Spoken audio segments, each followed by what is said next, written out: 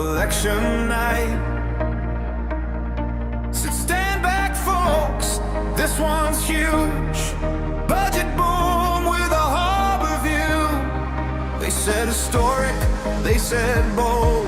Said watch this city turn to gold. Drums were pounding, sparks would fly.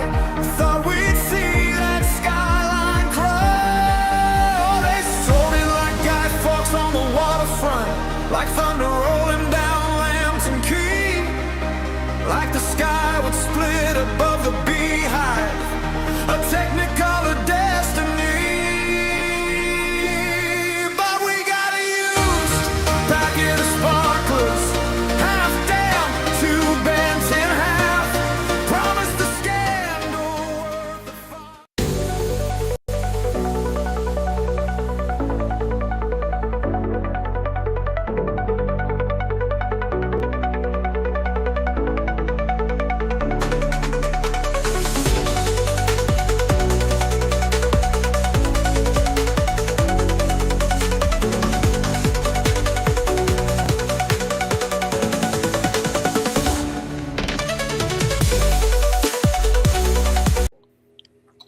Good evening and welcome to the Autopay podcast with a bumper marathon panel. We've got sitting towards my screen left is Reg, who's a good voter for the Whanganui electorate. We've got below Reg, we've got Nick, who's a good voter who will be for the Wellington Bays electorate. And next to Nick, we've got Alex, who will be deciding whether he is voting for the Bush or for Ginny in Hutt South or for someone else. Welcome to tonight's Order Paper podcast, where we're going to cover disastrous legislation that has been done before Budget Day. How is everyone? Not bad. Yeah, I'm pretty good. Thanks, Sam. Thanks for doing this. Oh, no problem. So, before we get to the weeds and all the fun stuff with it, what sort of highlights would you say have come from the budget? Mention something good.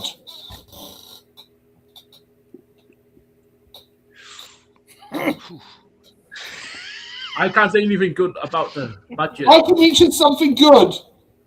Okay, I will be, subject to when the road getting built, be able to drive 110 kilometres an hour from Cambridge to Pairene.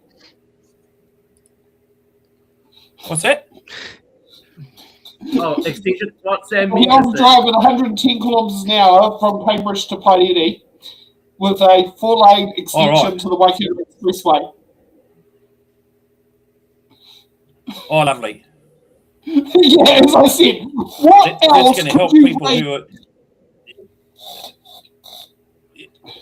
We are I mean, still that's going to waiting help to hear. the homeless and the job seekers and all those people. Yeah, no, that's great.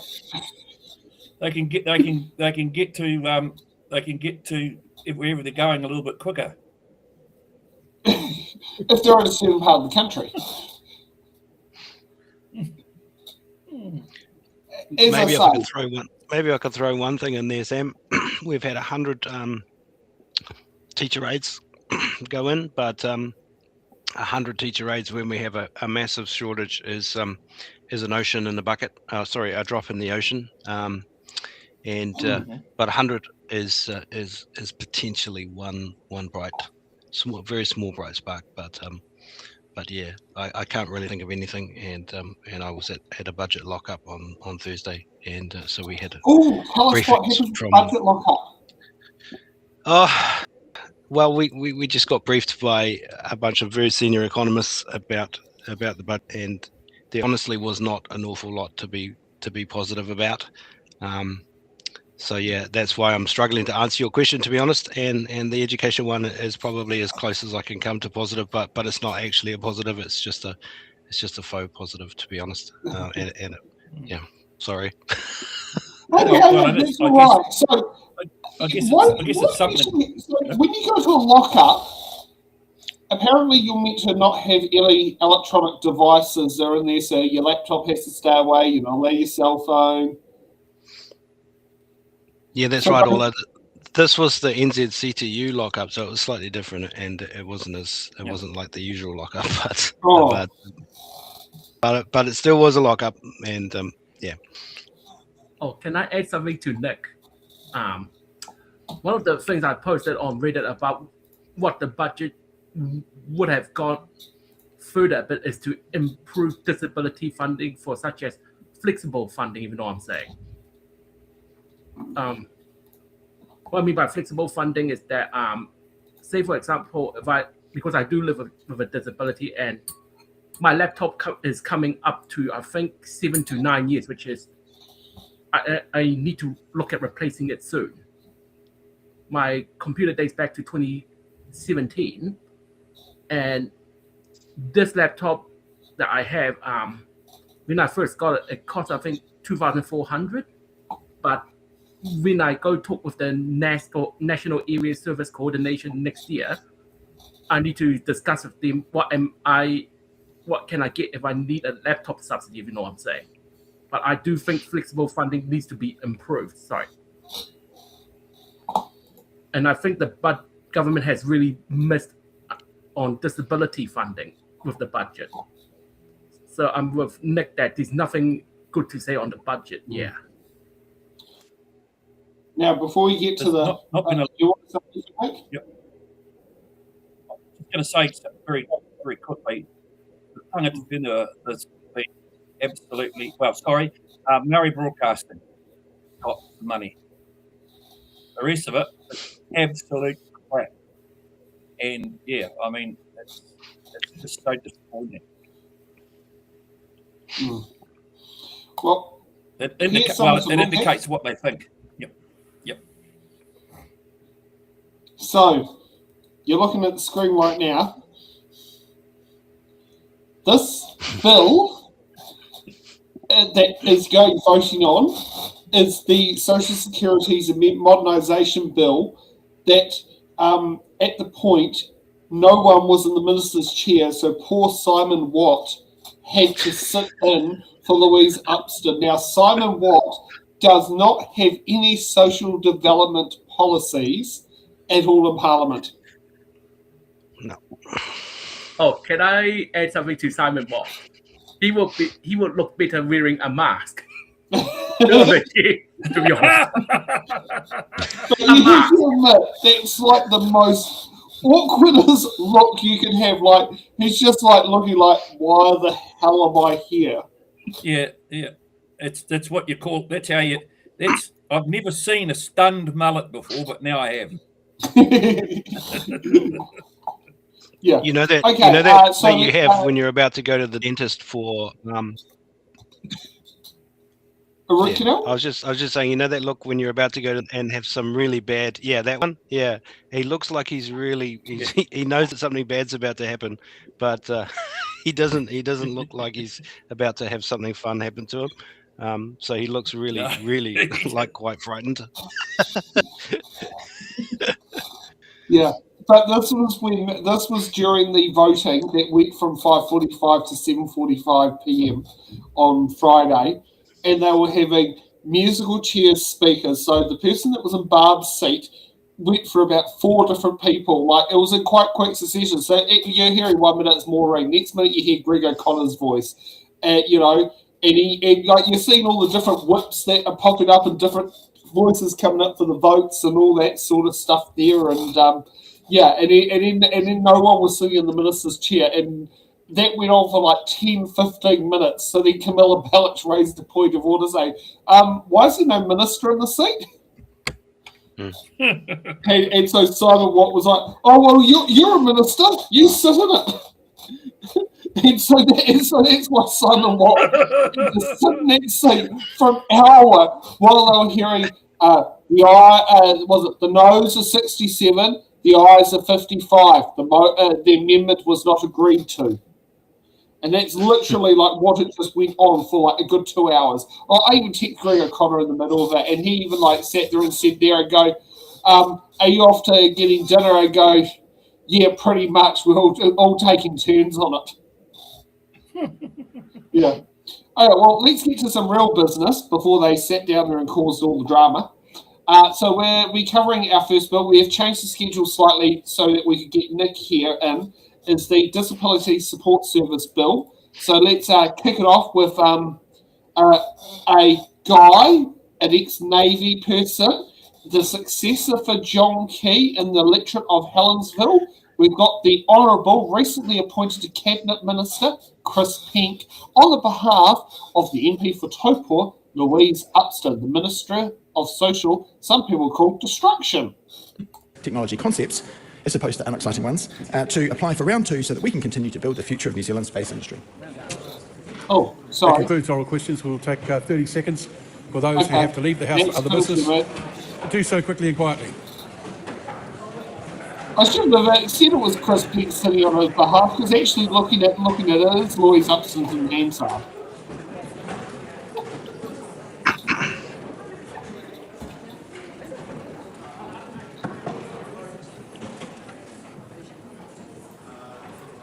Mrs. You know what Jerry's like with the school teacher routine.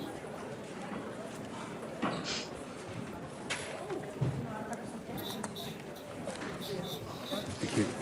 I call on Government Order today, number 1. Disability Support Services Bill, first reading. Mr Speaker, I call on Louise Upston. I seek leave to present a legislative statement on the Disability Support Services Bill. Leave has been sought for that purpose. Is there any objection? There appears to be none. The legislative statement is published under the authority of the House and can be found on the Parliament website. The Honourable Louise Upston. I move that the Disability Support Services Bill be now read a first time. I nominate the Social Services and Community Committee to consider the bill. At the appropriate time, I intend to move that the bill be reported to the House by the 13th of August 2026 and that the committee have authority to meet at any time while the House is sitting, except oral questions, during any evening on a day in which there has been a sitting of the House, on a Friday in a week in which there has been a sitting of the House, and outside the Wellington area, despite Standing Orders 193, 1955 and 196. Mr Speaker, Disability Support Services funds essential supports for some of our most vulnerable disabled New Zealanders. A 2024 independent review confirmed long-standing issues with DSS, and the government took action to stabilise it. In the last 2 budgets, we have invested a record $2.1 billion over 5 years into disability support services to address demand and cost pressures. Over the last 18 months, we have undertaken engagement with disabled people and their families to learn how disability support services should best be provided and improved. Disabled people and families have said that they want certainty in what they can access and for it to be consistently available. DSS has implemented a new needs assessment process to ensure a consistent level of support, and it specifically considers for the very first time ever the needs of carers. More choice and control have also been given for how people can use their flexible funding. However, there is more needed to strengthen DSS for the future and to ensure that we continue to make progress on the principles of enabling good lives. DSS operates without a legislative framework that sets its purpose and authorises the use of appropriated funding. This absence has created legal and fiscal risks. A recent support court judgment has highlighted these risks. Work on DSS legislation had been underway on a slower track, but because of the added uncertainty disabled people and their families face with the financial risks, I have brought this work forward. The bill establishes a needed foundational framework for strengthening disability support services. It gives certainty to disabled people on what DSS does and for who. And Mr Speaker, this is something the disability community and their organisations have been asking for years. The bill clarifies that DSS funding is a contribution towards disabled people being able to live an everyday life. It makes clear that families and whānau have responsibility for the wellbeing of their families in the first instance and where appropriate, and that is exactly what has been happening already. It reflects the way DSS already works. It doesn't mean that DSS won't help where disabled people's families support them. As I say, there is no change. The disability community have asked for increased transparency, and that will be achieved by enabling the responsible minister to make ministerial programs for secondary legislation. These authorise the use of funding for disability support and are subject to parliamentary oversight. Mr Speaker, while I am the Minister of Disability Issues, I intend to undertake appropriate and targeted consultation on all ministerial programs. Following its introduction this week, I have heard concerns including whether this bill introduces means testing. To be clear, this bill does not change current eligibility and access to support, nor does it introduce any new requirements for disabled people, families and carers. Asset and income testing have long been used for a very small number of DSS supports, such as home modifications and equipment. It is not used in relation to personal care or carer support, and this bill does not change it. I really encourage people with concerns to engage in the Select Committee process, but also to be clear about what this bill does and doesn't do. The absence of a legislative framework to set DSS policy has created an opening for litigation.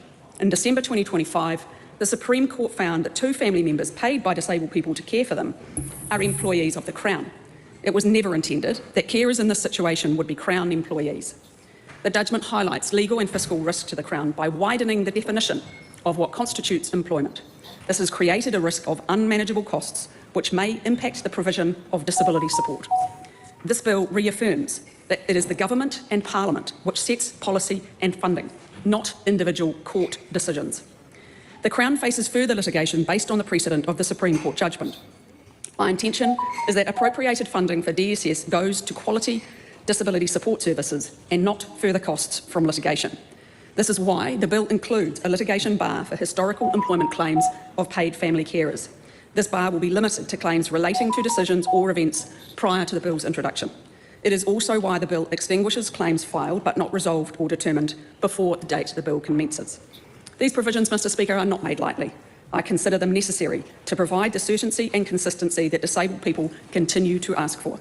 The bill does not affect the 2 successful claims or any subsequent remedies. Mr Speaker, this bill sets the foundation for strengthening DSS, and I intend that it will be built upon to ensure its sustainability into the future. Appropriate arrangements will be put in place by DSS for people who may not be able to make decisions for themselves. These must be safe, enable the right support, and be on the right legal basis. As a transition measure, the bill includes novel provisions such as temporarily validating existing employment arrangements between disabled people who lack decision-making capacity and their family carers. Mr Speaker, this is necessary to ensure that highly vulnerable disabled people continue to receive essential care and support services until new arrangements are put in place.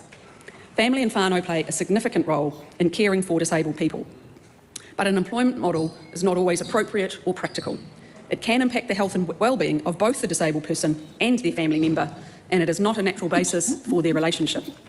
For this reason, I've directed officials to work with the sector on a new carer support package that better recognises and supports carers outside of an employment model, and this bill enables such support to be funded. The support package will be informed through consultation with the community and carer groups. I ask Parliament to support this bill as a significant further step towards stronger disability support services to better serve disabled New Zealanders and to provide clarity and certainty and a strong foundation for the future. Mr Speaker, disabled people and their families have been asking for this. They have been asking for a strong legislative framework with clear, consistent and certain disability support services, and I want to ensure that they have that certainty, clarity and transparency, Mr Speaker, that they have been asking for a very long time. Mr Speaker, I commend this bill to the House. Now, before we go, is this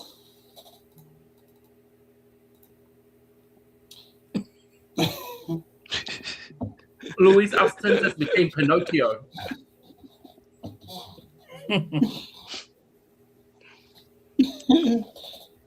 Nick, do you believe this was happening during her speech, metaphorically speaking? Well, I think there was one thing that the minister said that was true during that entire address, and that was that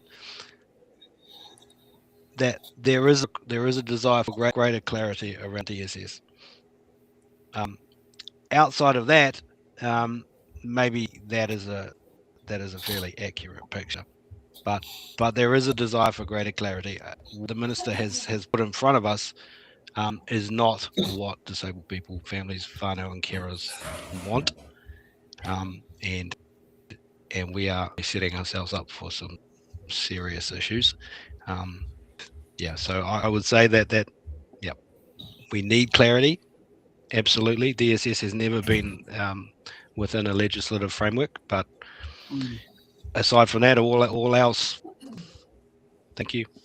Yep. Would you like me to go? Like, I'm ready to go on this one. Yeah. Go and you explain the bill. You explain it. You know it much better than what we. All right. Okay. All right. Sure.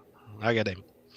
So this bill is the Enabling Good Lives Principles, in the UN Convention on the Rights of Persons with Disabilities.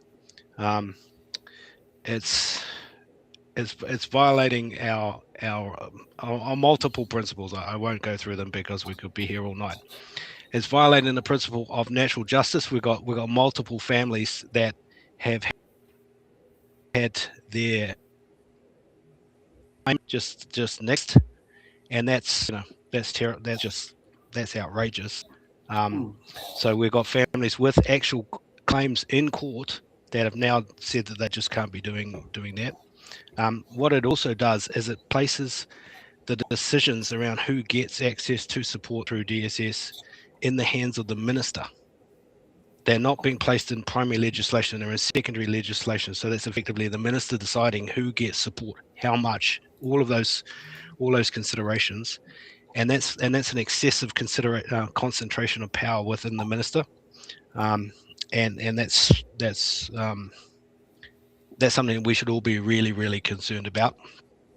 We may have a great minister, we may have a bad minister, and we should all be very concerned about that much power being concentrated in one minister. It also, and probably the most scary thing, is that it's saying that a principle of natural support, which is basically that the families must take their obligations, must take on care obligations for their severely disabled children. Once a care package is exhausted, the obligation to care for those members transfers back to families, and that principle has been defeated. The district court, the High Court, the Court of Appeal, and now the Supreme Court. All of those courts have told the Crown that principle is null and void. It shouldn't be upheld. And we've got the Crown coming in over the top and saying, because it's going to cost too much, we're just going to not abide by that. And the Crown is saying that we want to place those obligations back onto families. Many of those families are at breaking point anyway, just by providing that support, and also just because of all of the other things the Crown is doing. And we're saying to those families, you have to pick up that responsibility, and with no extra support. So this is probably the biggest attack on our disabled whānau that I can remember in my lifetime. And it's something that and we're also saying that there's no consultation with our disability community other than through the select committee. There's no, that's one of the things that it's violating with the UN.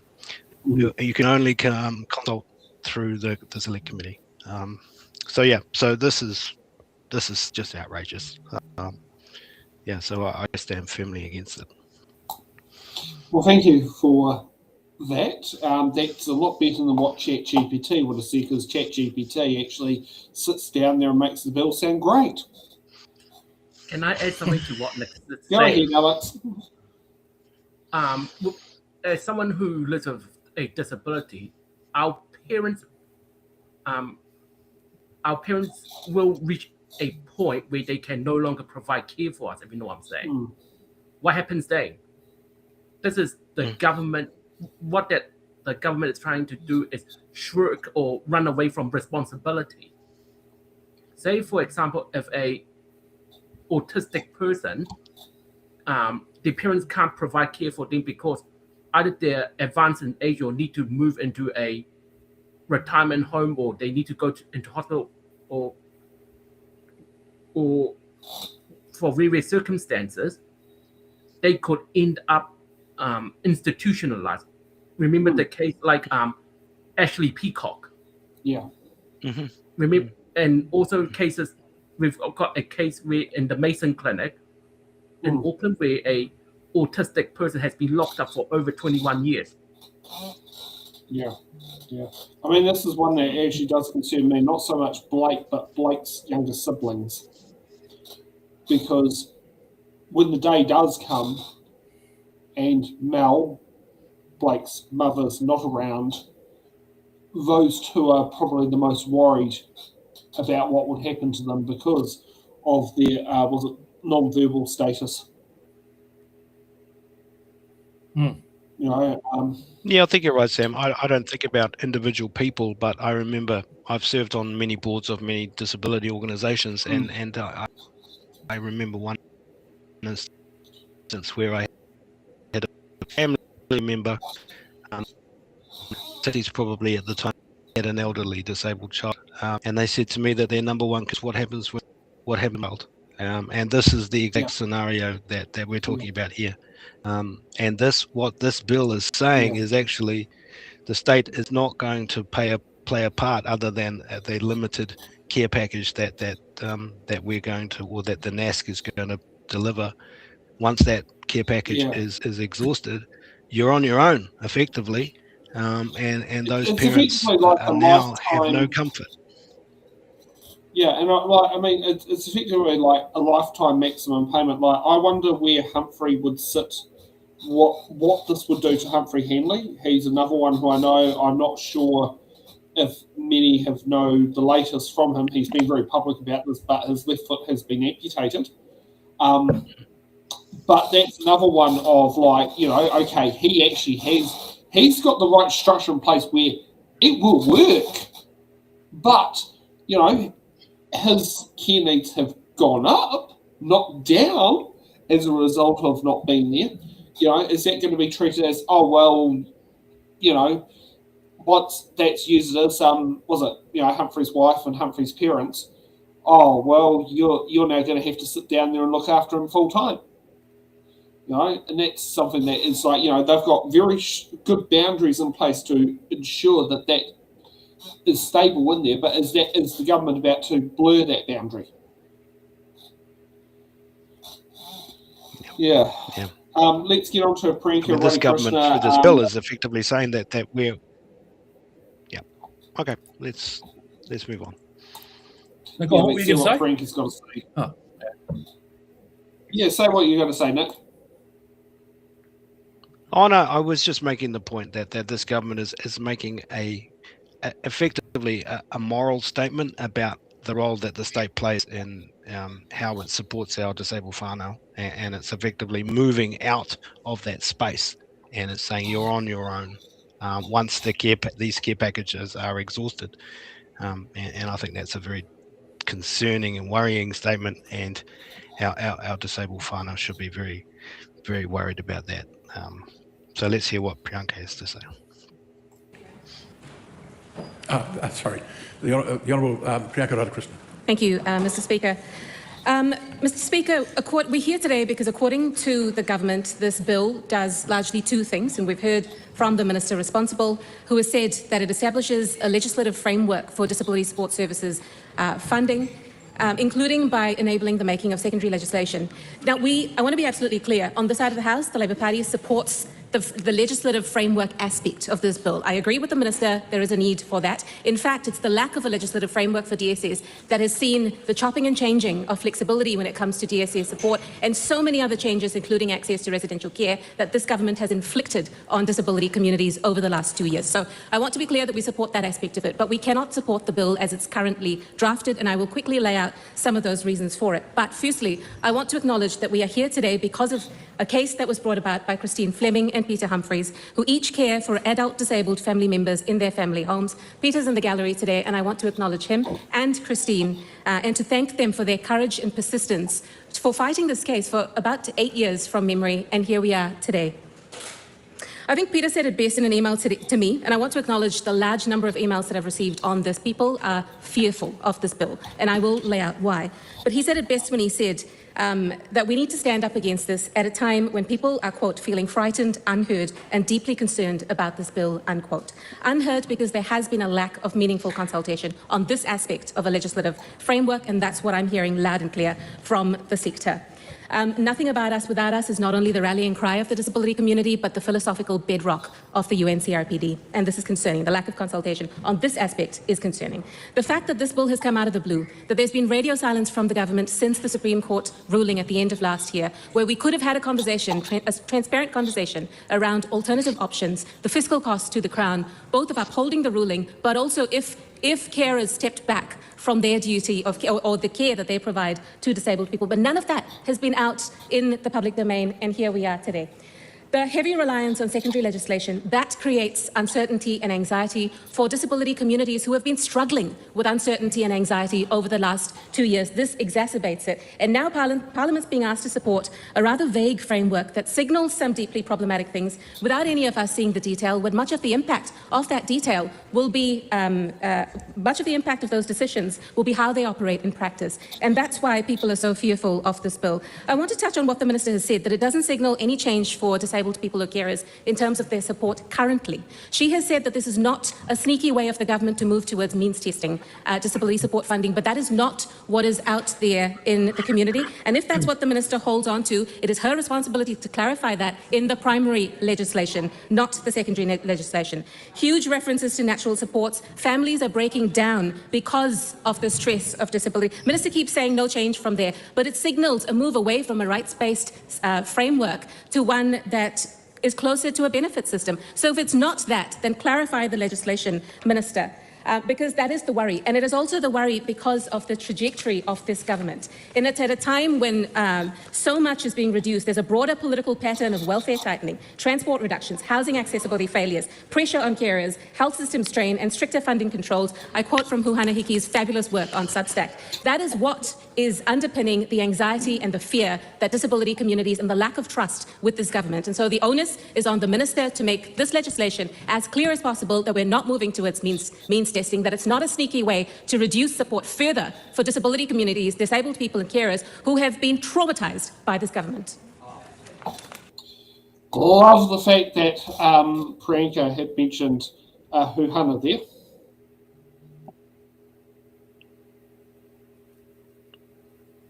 Who wants to have a crack at that? Government is hiding their intent with that disability support services. From my point of view, sorry.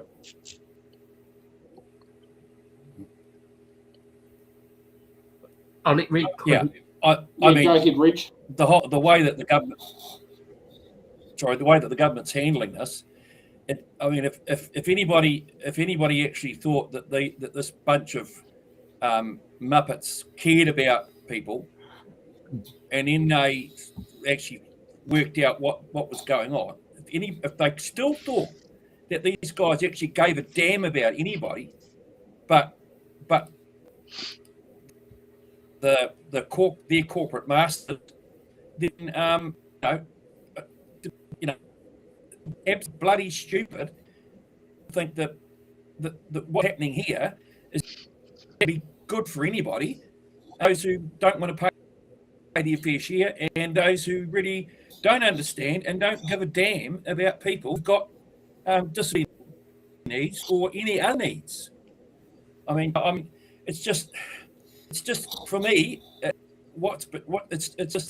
again, what's been happening since 2023, just over and over again. They're saying what stuff about you people.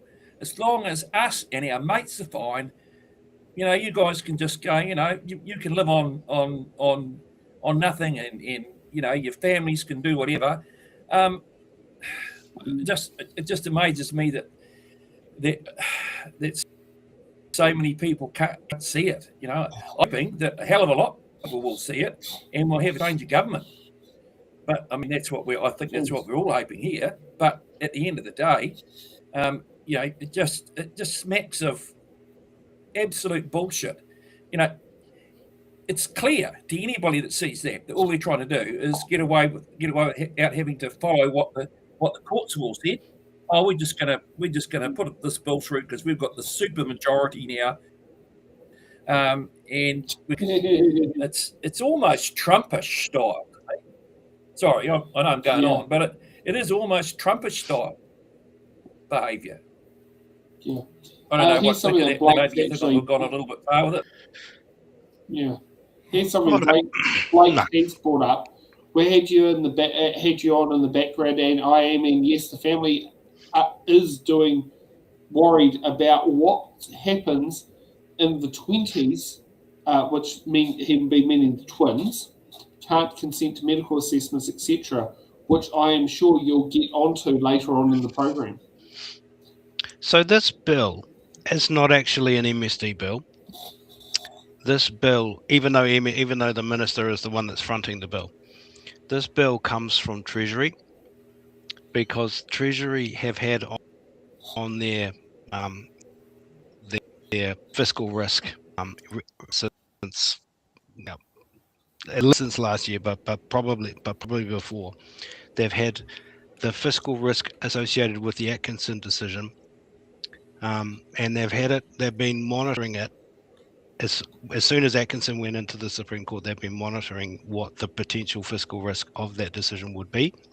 So I OA8 them last year, and I asked them the question, what is the modelling around the fiscal risk for the Atkinson decision? And last November, they said that they hadn't done it yet, which may or may not be true, but that's what they said. And this year, they've obviously done the modelling for the Atkinson decision, and they've figured it out. And the modelling for a 50% uptake on all of the families and the carers and the disabled people, once Atkinson went through, was 600 million. So that means basically if half of all disabled people, families and carers got the payment that they were entitled to because Atkinson went through the Supreme Court, that was a $600 million liability for the Crown. If that was 100%, if all people received their payments as employees, which was what Atkinson established, that was 1.2 billion that Crown was looking at being liable for. And at that point, the Treasury just said, no way, that's just too much.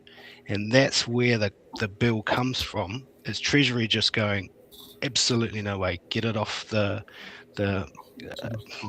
accounting books, if you like. And that's where it comes from. Treasury just saying it's just too much risk for us to handle. And that's the driving force behind all of this, is the Treasury trying to get it off their books. Yeah. So it's not even an MSD bill, it's the Treasury saying we can't handle this level of risk. Yeah. Okay, next up we've got Kahurangi Carter. Hohana Linden. Oh, okay. No, Hohana Linden. No? Yeah, sorry? Kahurangi Carter. Apologies. Thank you. So we give it. Jerry also manages to mix up Hohana Linden, Kahurangi Carter, and probably Lam Pham as well. As I say, don't know which angels they're meant to be part of, but those are the three who, I have to be honest, I have to look twice when sitting down there. Actually, which one of the three are they? Yeah. Okay, let's get to hearing Kahurangi. Mr. Speaker, the Green Party strongly opposes the Disability Support Services Bill. Disabled people deserve access to their community. Disabled people deserve access to the care they need, and care workers who care for disabled people deserve to be paid for their work. This bill was introduced under the guise of, and I'm reading from the explanatory note here, improving the consistency, fairness, transparency and sustainability of the disability support service system.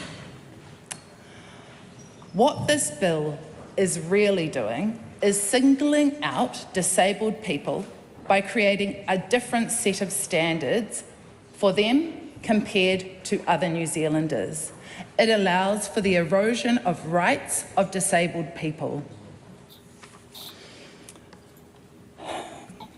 The Disability Support Service Bill is being framed as a technical update, but what is in the fine print is that it enshrines in law the ideology that Luxon's government has perpetuated of how disability support is understood and how services should be delivered.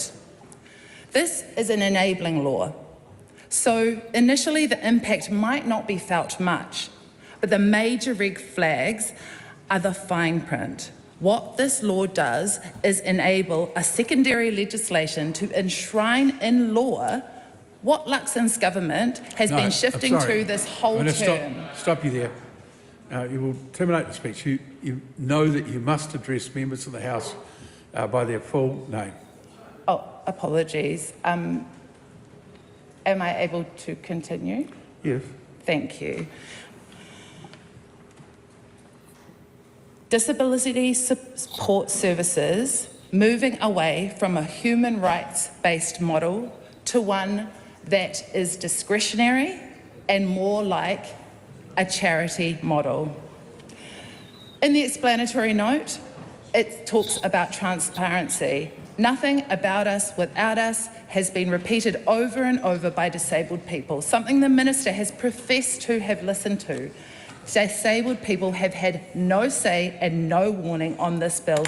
It was introduced on Monday night with no consultation with the disabled people, and about 30 minutes before it was announced, there was a briefing for some disability groups.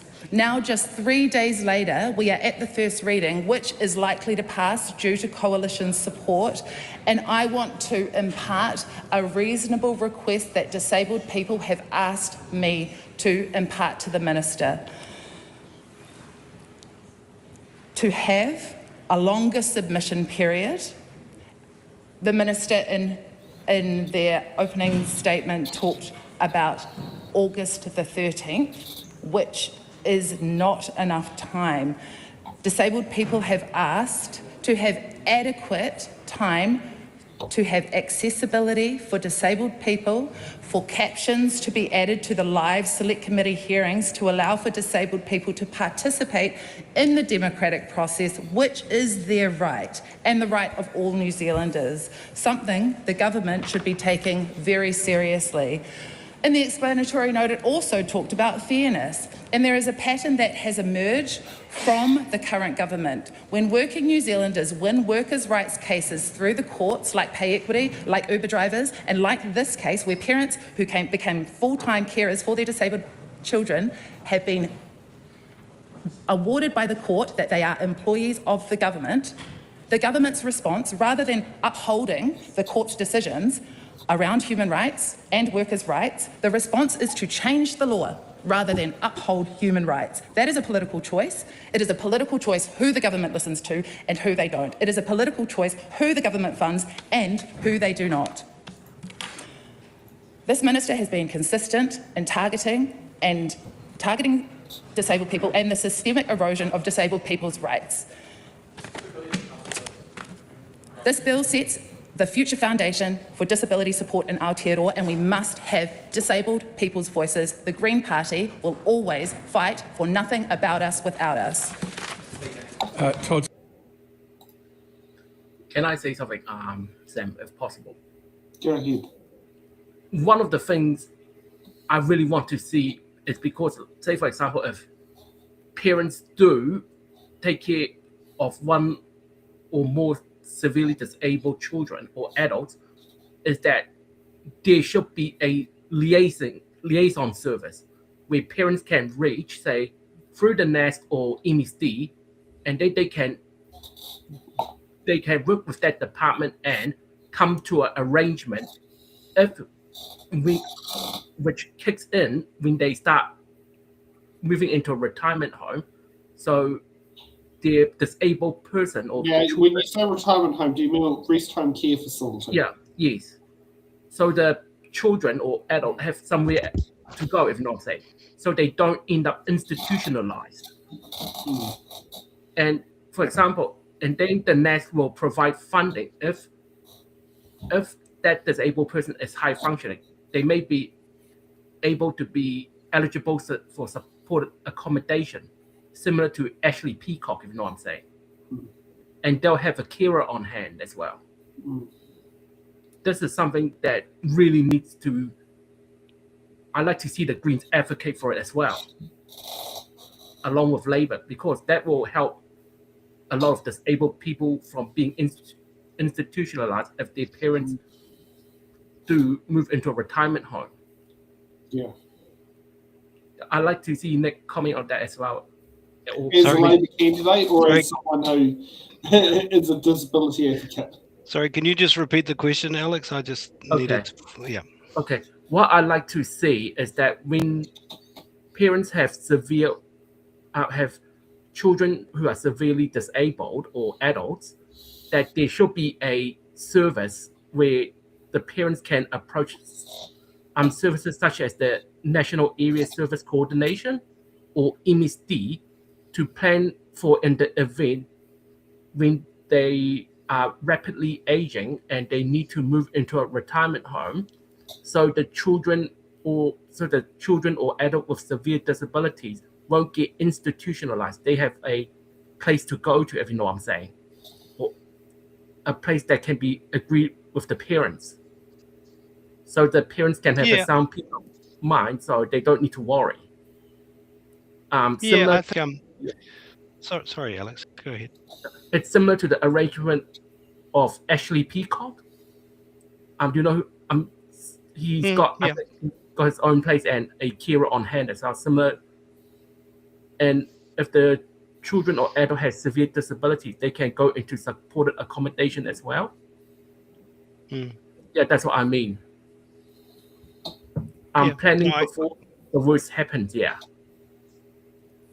Yeah, I think how I would respond to that, Alex, is if we roll out our Enabling Good Lives framework, that will enable much greater choice and control for families, for example, who have, if a family has a young person or a not so young person with high and complex needs, they can make the decision about what the care looks like for that young person, and they also have the funding that's directed to them personally as a family to make a decision as a whole family about how that care is delivered to that person. So that might look really different to how it's currently being delivered.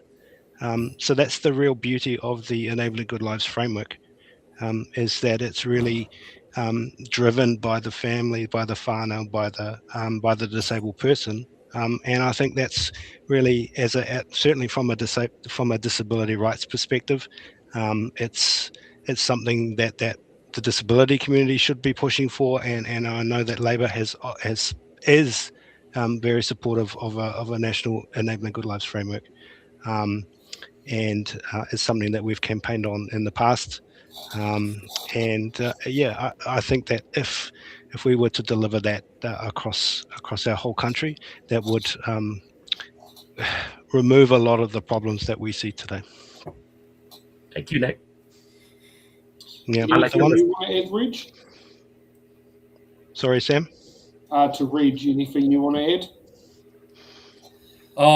Well, not really. I mean, I've got two sons who've got not severe disabilities, but they're unable to actually work.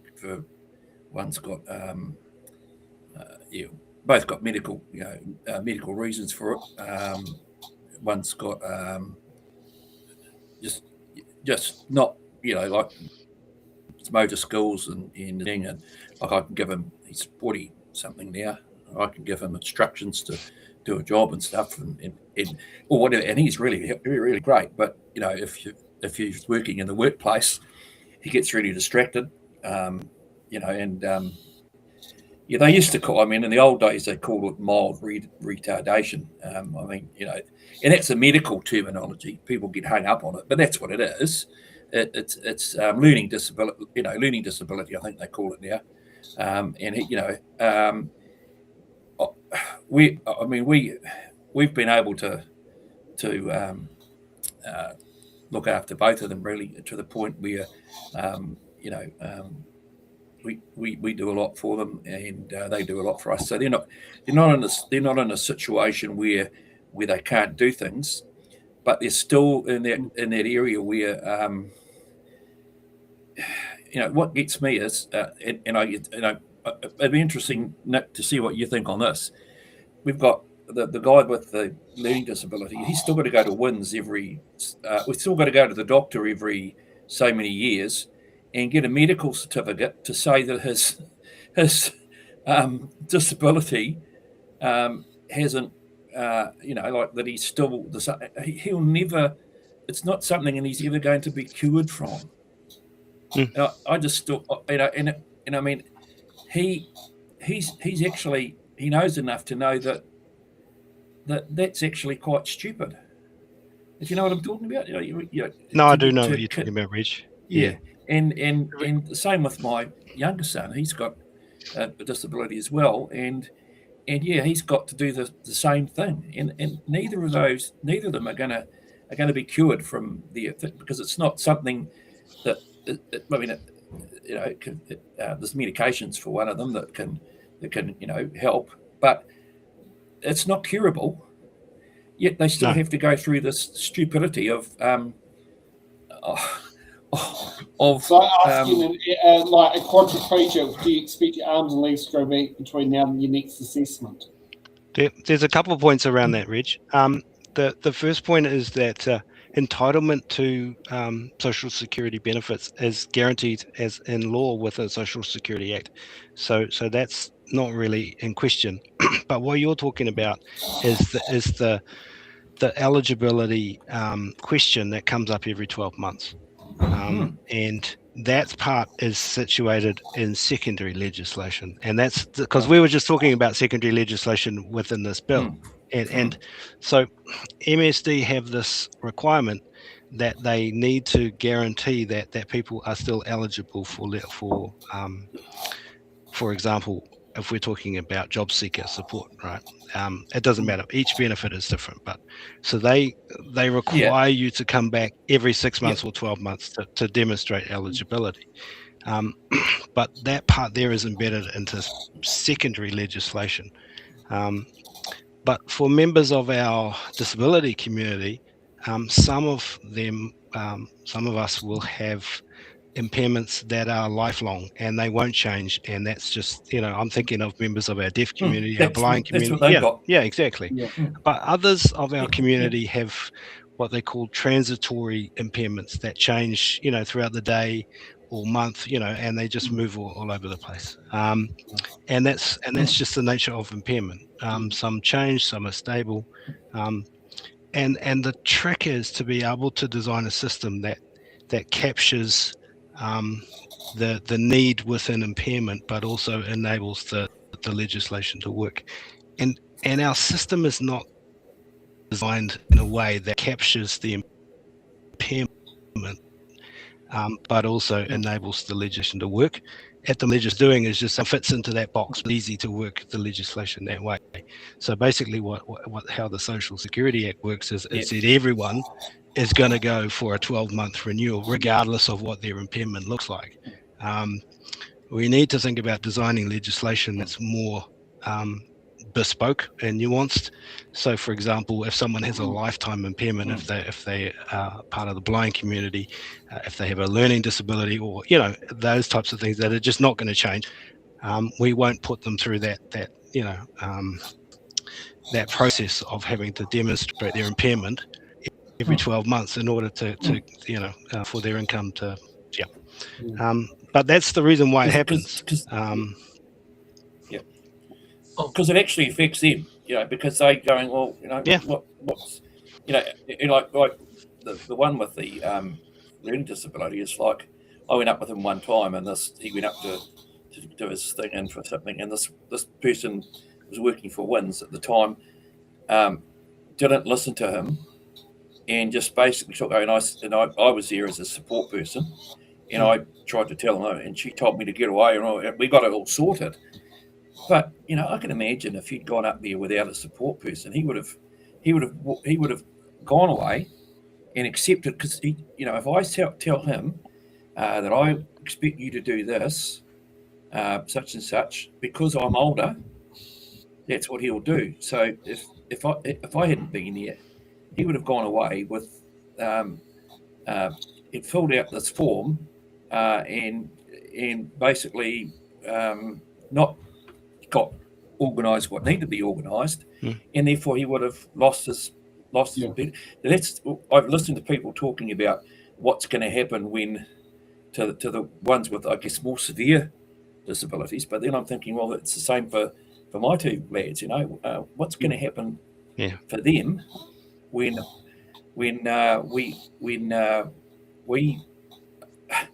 we get to the point where we can't do the things that we do for them.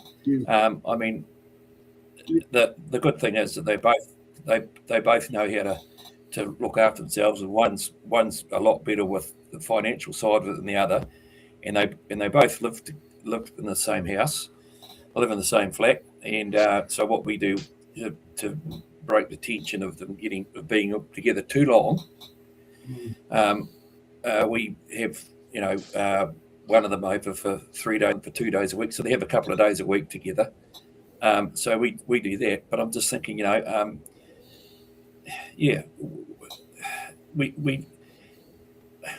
won't go. I'm sorry, I'm going on a bit, but I just think years ago we used to have the old PEP scheme. Now I was a beneficiary of that because I was in between jobs and I learnt stuff. My dad always said we were going to be accountants or lawyers or whatever, so we didn't need to learn practical things. But I learnt that, and one thing I found there was we had got people. So a van used to go out, pick us up, take us to the job. So we had people who had disabilities, like both of them, and they came with us. And now the guys we had freezing workers there too with us. Now the tangata whenua, they looked after those guys with disabilities because a lot of them had members in their family that were like that. So if anybody started picking on or calling any of them names or whatever, you dealt with a guy that was probably either in Black Power or mongrel mob, and he was not going to put up with you. So they actually gone away from all that now because it was can't do that, you can't make people. But I tell you what, it was good for those young men because they were contributing and they were working alongside people who looked after them. I know it's going back a number of years, and there's lots of reasons why. But it'd be great if we could have some sort of thing in the system somewhere where we maybe went back to more of that, that those in the community who are able to can actually get alongside these guys and help them, not just do nothing all day, but anyway, I've gone off the subject, I know, but I guess one of my mum's neighbours as a kid, because of the generation he grew up in, he ended up with his job at the post office. If he was born 15 to 20 years later, that opportunity never would have been on the cards. He ended up buying the state house his family parents lived in and lived up in there until a year or two ago, where he's moved into a retirement village home, not far from where he grew up, but basically something that is more kitted for basically retiring and getting old. If he was born 15, 20 years later, he would have been one of those people who probably would have been stuck on the SLP. Most of his life never worked and never earned a decent income that could, have laid the foundation to buy a house. That sort of thing there. It's like, and it's literally, that was the time, the era of the time. Because if it was a little bit later, it would be a very completely different situation. Oh, can I also add anyway, I think it was Laura Kiwibird who mentioned this, that the supported living payment doesn't take into account of cost of basics or essentials as well. No, it's well, it also meant to be partly in addition to that, is also meant to include things like disability. The disability allowance is meant to be in there, but I mean the disability allowance has not actually shifted since the introduction of the supplement. Along many of the supplements that actually exist with MSD out there, many of the dollar figure values have not actually shifted since the implementation of those supplements being available. Like in the 80s, before I was born, when they introduced this nice fancy payment system called SWIFT, the limit for a person on a benefit to claim the accommodation supplement was $7,800. Now, $7,000 would be a modest house deposit back in the 80s. $7,000 now is like 10 to 20, like between 5 and 10% of a house deposit. It just really isn't quite like some figures have not moved with time when they should have. No, you're right, Sam, and I think disability allowance and child disability allowance are two things that need to be looked at. And I think there was some research done probably 10 years ago that looked at what the cost of disability is, and what I mean by that is what the cost is to disabled people that we absorb just by having impairments, and that research is over 10 years old now, but so that obviously that cost will have increased in the last 10 years, and so that research goes into making the argument that the disability allowance needs to be updated for what those costs are in today's dollars. So there is a really strong argument to say that the Actually, here's something disability allowance worth needs to be noting. increased. Now, I drive a car, so my costs are different. But for you, Nick, you don't drive. I don't drive. Yeah. Yeah. I'm not sure if it's a can't drive or choose not to, but your costs to do things are very different to what they would be for me. Like I can park a car near the front of my house and sit down there and go. Whereas you yourself, cost effectiveness, you'd have to try and find yourself near a bus stop. Now, I'm not sure how accessible it is to get from your house to a bus stop. So that could be interesting in there. And then in turn, you may end up catching a cab. Yep. And even with total mobility, which is about to be slashed, that's still way more than what it costs to catch the bus. And it's still way more than probably what it will cost if you're driving the car physically yourself. Yeah, I don't know. Yeah, I mean, you make a good point, Sam. I mean, I don't drive because I have a medical condition that makes driving, not a good option. But I don't know about the costs of buses and public transport and taxis versus car ownership. But I suspect it may be cheaper over the year. But yeah, the costs are different. I mean, every disabled person has different costs.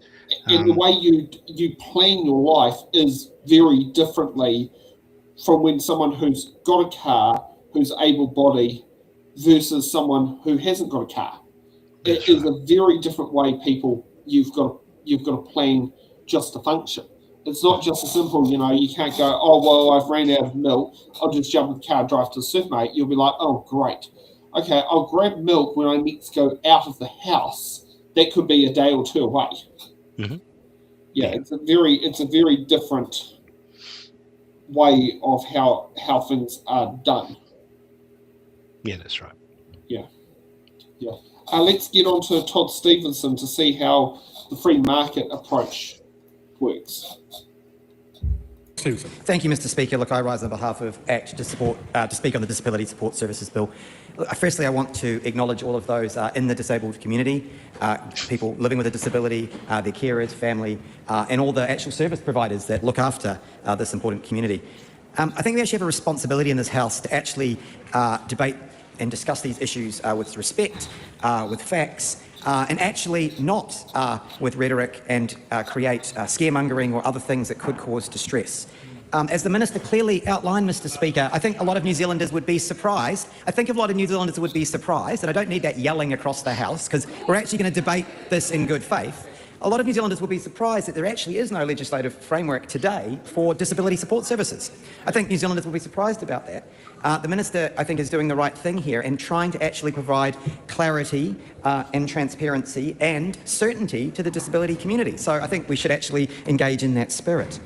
The other point I would make, and it was very disappointing to hear some of the other remarks, this government actually inherited, I think, an unsustainable situation in the disability sector.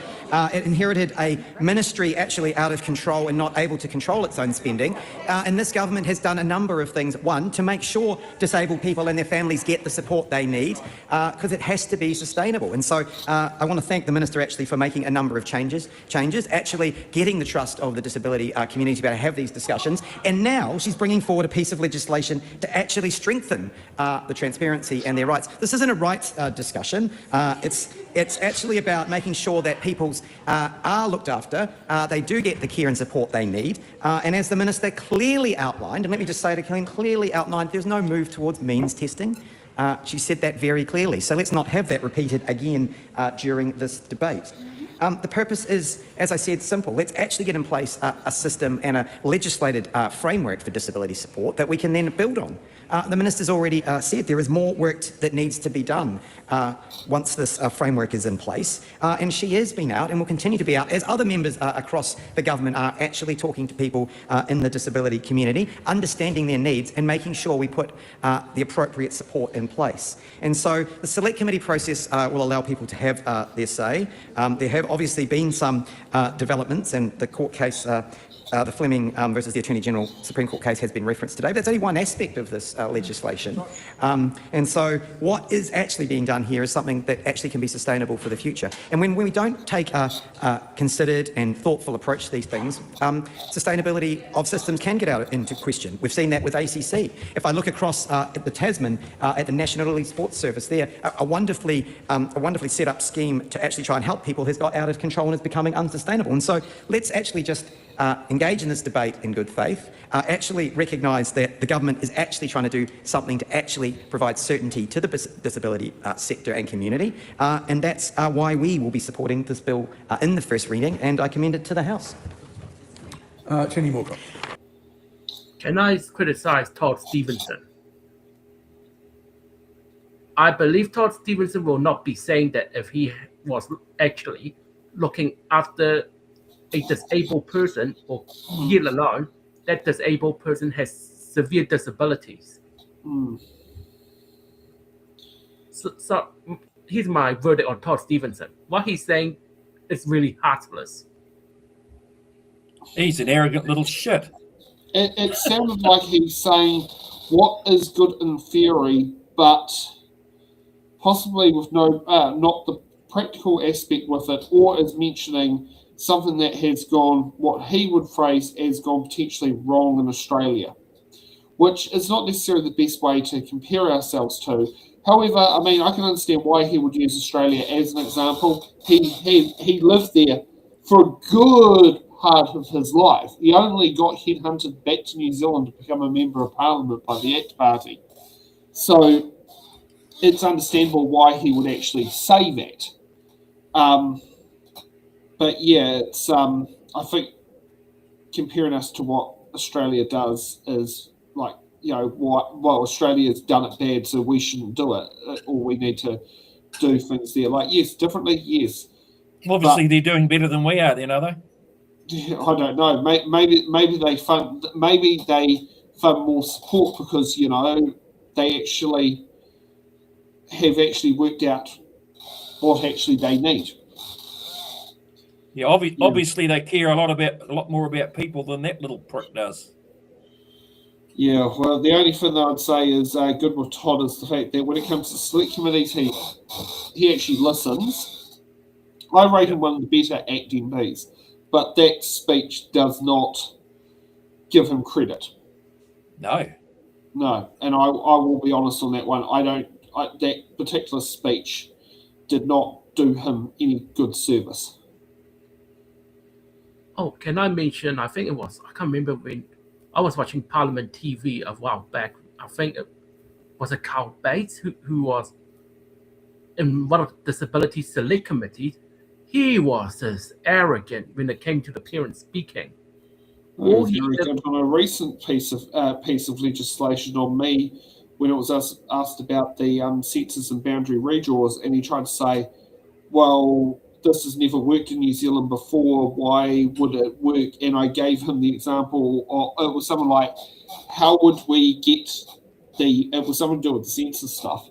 Was it census or it was electoral boundaries? It was one of the two. It was on the same select committee meeting, and he sat there and said about, well, if we called a snap election, we would not be able to sit down there and actually be able to do boundary redraws. And then I brought up the example of the 2002 snap election, where we had a boundary redraw and we held an election, and it was done on census that was done a year earlier. So it can be done. Are you talking about Bates? Yeah. Yes. Carl Bates. Oh. Yes, your local MP. I mean, of course, when I saw him, he's been gifted. Yeah, go on, sorry. when I saw him on Parliament on one of those disability select committees, he had the audacity to smirk when the parent was actually in tears speaking about how the disability, looking after 2 or 3 disabled people, was really hard on them. It's just like, oh, come on, Cowbase, don't laugh or smirk. It's not even funny at all, if you know what I'm saying. Yeah. Yeah, of course, he's another one of the sorted people. He's got 26 houses. Yeah. Yeah.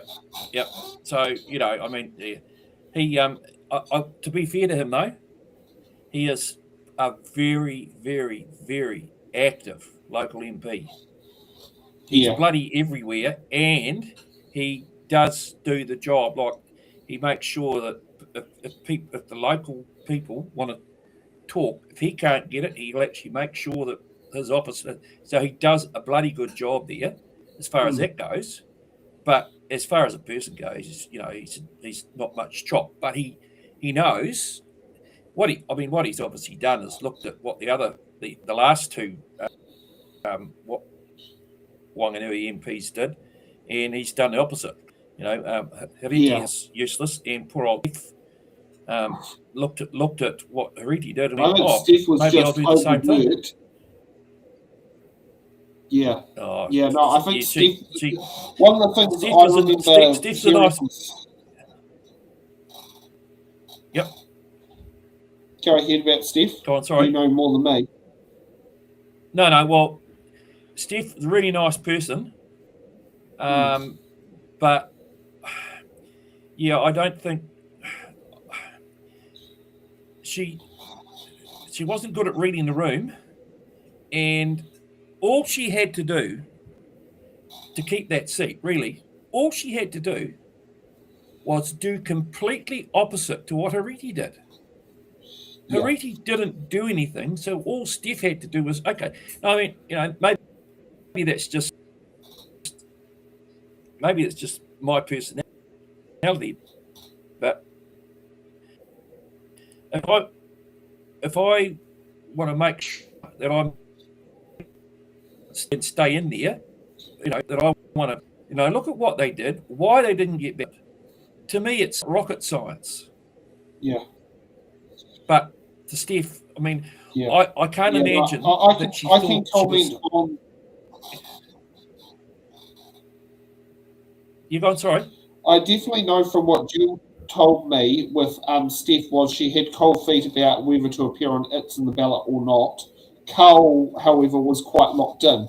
And I do know from the internal, so these are internal discussions we have for It's in the Ballot. These are stuff that we don't talk about on the campaign. We keep that to ourselves until election night. But we rate candidates on performance. We came to a collective tiebreaker between Carl and Steph on performance. Now, other electorates, there were always clear winners of who would be there. In Hamilton West, we rated the ACT candidate as the best person based on the performance of the show. Now, would we vote for ACT? Yeah. No.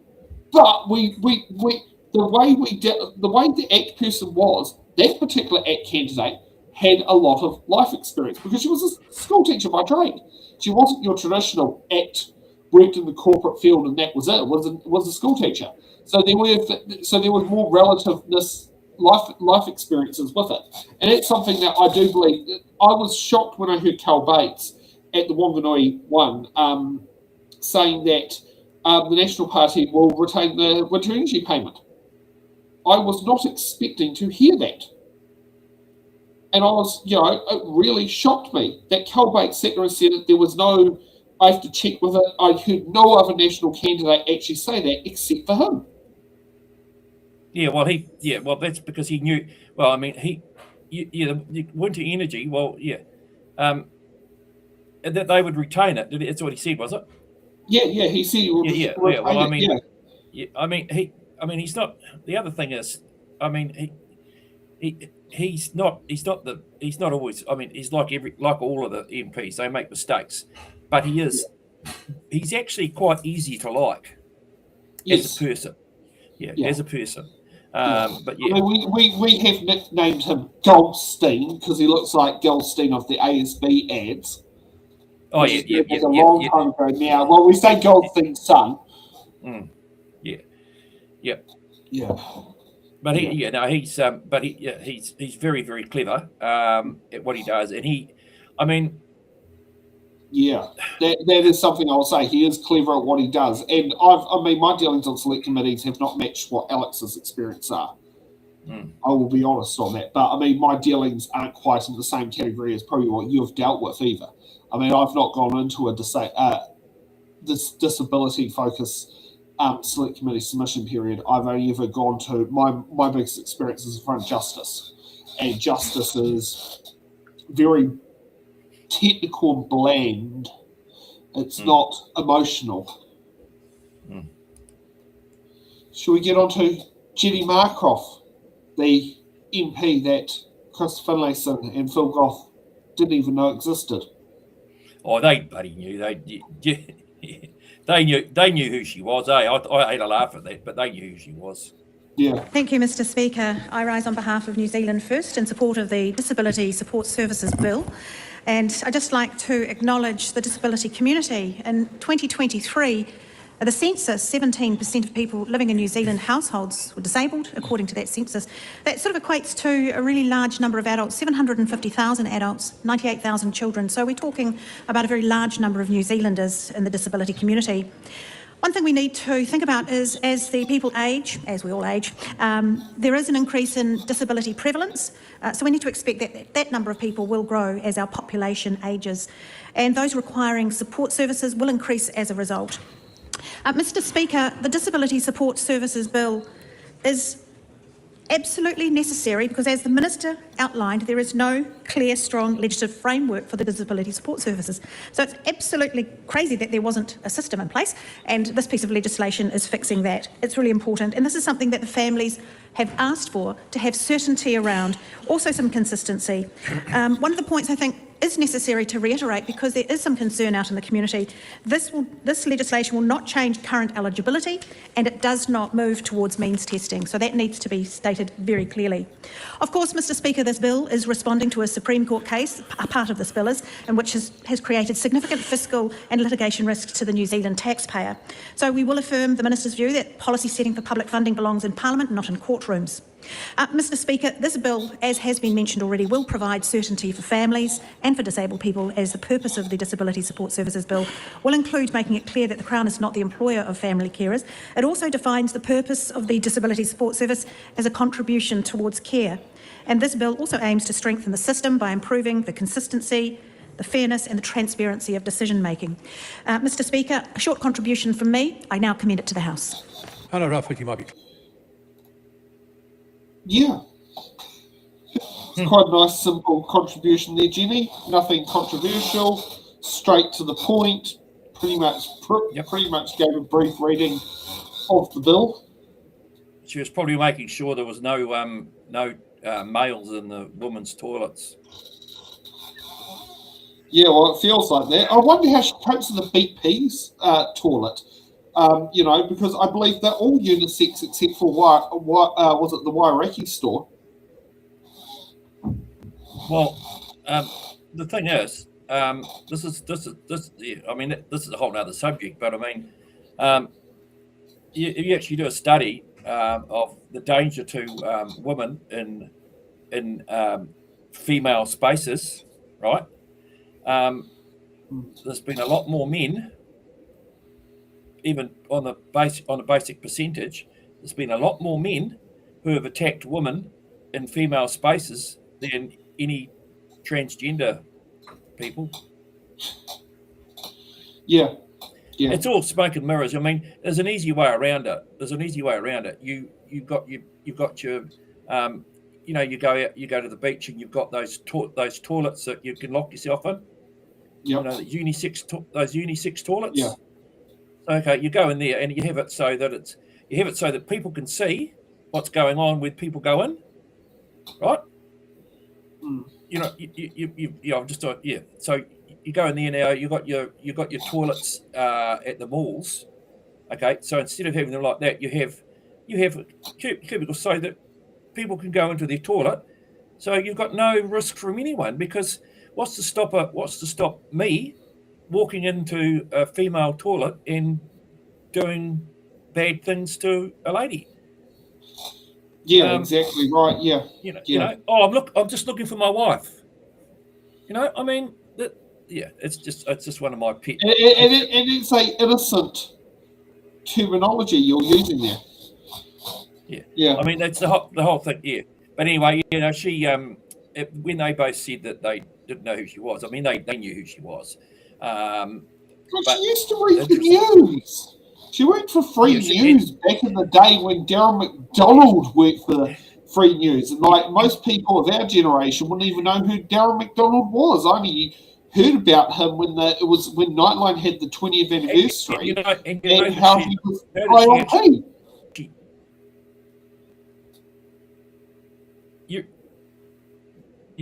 Tracy Martin left.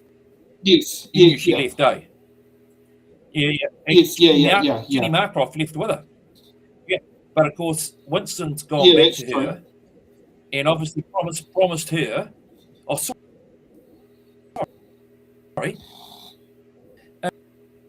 The people that list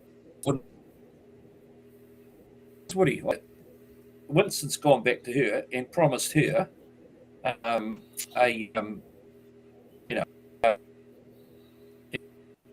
you up on the list. Yeah. I mean, because he needed to. The thing is, he needs to keep some. He needs to get quite a few Maoris in there, because they can say all this about me being anti-Maori. Now he's a Maori himself, but he needs to. I mean, this is why I reckon Hariti Pango will end up doing quite well on the New Zealand First list as well, because then he'll be able to say to everybody, oh, you know, the New Zealand First has got her there because we know that Wanganui has always backed us, and we've finally got someone from that area who's, you know, worthy of the thing. It just depends how much money she puts into the party, of course. Yeah. Oh, did I say well, that? Well, the other one I still want to figure out is how did Andy Foster get so high on the list, considering. You gone? Sorry, what did you say? Oh, sorry, my computer again is changing my default audio. I'm intrigued to find out how Andy Foster got so high on the list, considering Andy was 2 weeks before the election. Was he was considering saying no, and I know the only reason why he ended up a Mana electorate and not Ohadu electorate was because he said, I know too many people in the Ohadu electorate. I could not sit there and stand against them and in good conscience. Whereas he said he knew hardly anyone in the Mana electorate, so that's why he stood in Mana. But he originally, he wasn't even going to stand. But you know why? You know why Winston wanted him, eh? Oh yeah. Winston wanted him because of his popularity in Wellington, so he knew he'd get a lot of party butts. Yeah. Well, he thought he would. Yeah. Except he had two other candidates standing. Andy surprised me. Yeah. Andy, on the other hand, I'd say in general, has been a very good MP in Parliament. That's something I will sit there and say. He has been a good MP in Parliament.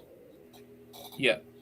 He surprised me because he was like, he's certainly on the, I would say, on the more liberal side of the party, and I was surprised that actually, I mean, I think he must have been Winston must have promised them. I'm sure of it, because Yeah, I don't know. Yeah, his list ranking. Yeah, I don't know. It's an interesting one. Yeah, because there I would have put. There were candidates who I believe should have been ahead of him on that list, and that's because they're long-time candidacy and service to the party. Yeah. Now, see, that's where you make the mistake. That's where you make a mistake. You're thinking like a person who thinks about that as being a good thing. All Winston's concerned about is manipulation and people he can get in there, and it's going to look good for him. He doesn't give a tinker's darn about your service to the party. Okay. Yeah. Okay. What I saw of Winston, the exception of Tracy Martin. Well, Tracy, I don't think he was going to go very well. Things were going to go very well for her because she started to stand up to him. Yeah, and I do know that she couldn't drink. Yep. You gone? She was deemed at one stage to be his potential successor. She was one of the people mentioned as a potential successor.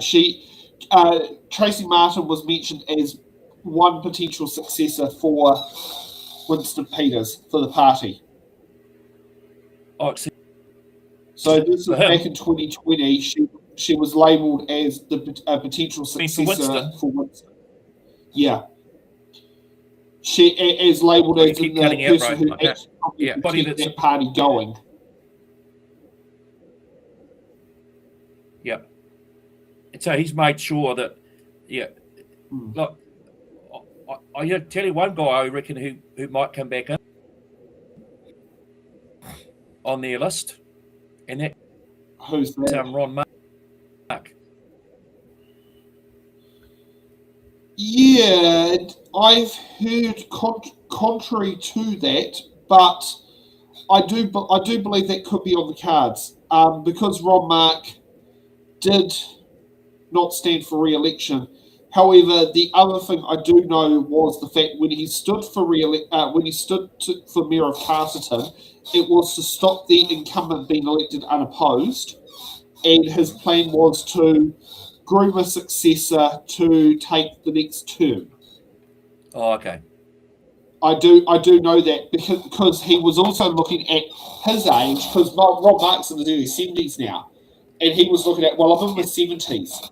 There's at a point of where I've got to do it. And he said there were other things in his life he actually was enjoying, like he was enjoying his advice work for Ukraine. Yeah, true. Yeah. That was something he actually was very interested in, was Ukraine. Because he wanted to look at it from a military standpoint, of advice, tactical stuff. There was the interviews I saw was showing that, and he was even mentioned this was in 2022. He goes because it was asked as well, what happened if he goes to Ukraine to sit there and help out and you're away for a week or two? He goes, that's what deputy mayors are for.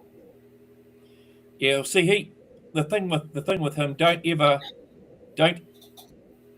underestimate his ability to live up to the name of where he lives. He lives in Snake Gully. Yep. I mean, he's on, and he helped me a lot when I was in New Zealand first. He's very, very, very, very, very slippery. Extremely low. Anyway. Yeah. Okay, let's get on to Te Pāti Māori, which is Hana Rawhiri Maipi Clark. Tēnā rā koe I te pika o te rā, tēnā rā tātou. I te whare atu ana hau ki te waha I ngā kōrero mo Te Pāti Māori I tēnei rangi. And speaking to the Disability Support Services Bill. Caring for whānau living with disability is incredibly valuable mahi. Despite multiple inquiries and select committee recommendations, meaningful reform has not occurred. Māori perspectives are often ignored altogether, and disability systems continue to separate individuals from whānau, culture and identity. Mana Haua affirms the inherent mana, dignity and rights of disabled peoples. Māori experience disability at higher rates than non-Māori and face compounded barriers across education, health, employment, housing and incomes. These barriers are a result of systems designed without Māori authority, knowledge or control. For too long, disability policy has treated Māori as an afterthought, ignoring whakapapa, whanaungatanga and collective responsibility. This policy will make it more difficult for whānau to care for disabled people. Disability advocate Jane has said, I quote, "It's cruel. It has to be the worst piece of legislation I've ever seen. Family carers had been failed by the system. Family carers are completely isolated. This is not a system that cares about them. This is a system that suddenly worries it might have to pay for disability support services they're providing. There are 40 people with family care-related cases filed with the Employment Relations Authority. This bill will ensure that they do not receive employment benefits for their mahi. They should be allowed to have their cases heard, but this bill would pull the rug on their only chance at legal remedy. This sets a bad precedent for our mokopuna that work can only be recognised if you're a party to an employment contract. This follows the same pattern as the Employment Relations Amendment Bill, where the government ensured that Uber drivers and other contractors can be recognised as employees. This was the result of direct lobbying from Uber. Te Pāti Māori sees all work as valuable. If a person is taking on the responsibilities of the government, they should receive the same benefits as a government employee. Some of our solutions sees all valuable. If we were in power, we would empower Mana Haua. Mana Haua is a collective disability that is shaped by social, cultural and systemic environments where systems are inaccessible, discriminatory or culturally unsafe. Disability must be amplified. We will establish a Mana Haua authority where we will ensure that all new governments build our designs to accommodate all whānau. Because housing should not be discriminative, we will ensure that the work of all carers are valued. In closing, Te Pāti Māori opposes this bill, and Te Pāti Māori sees that the value of our workers looking after our mana haua is essential and most important. Te Pāti Māori opposes this bill. Tēnā rā koe, Speaker. Tēnā Kirkpatrick. Thank you, Madam Speaker. What do you think about Hannah's take on the bill? I agree with what she's saying. Yep.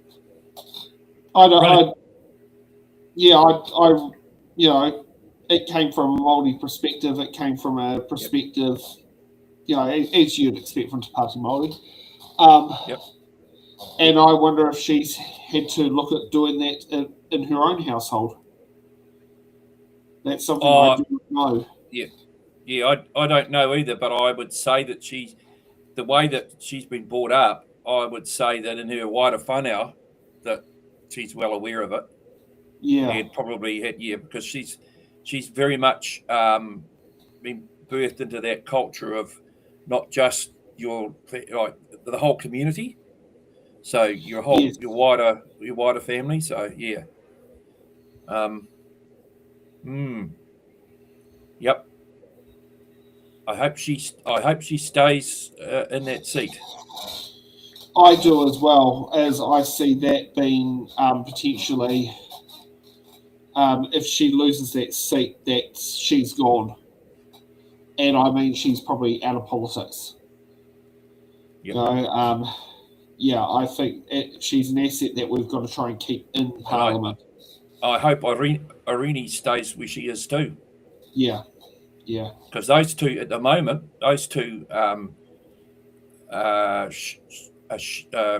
showing the party in good stead. Yeah.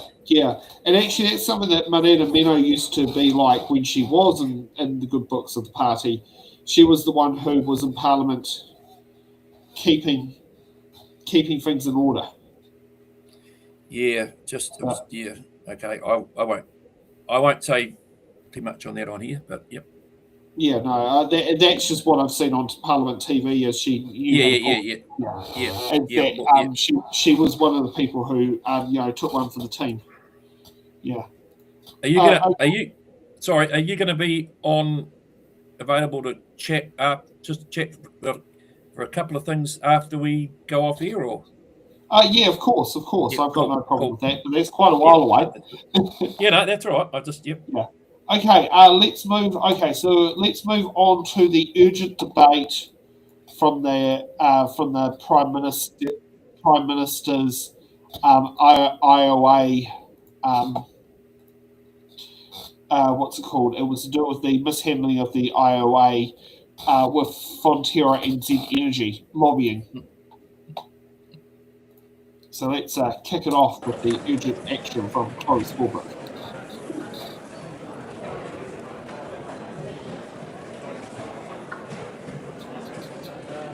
Just move with a bit of speed and without the conversations.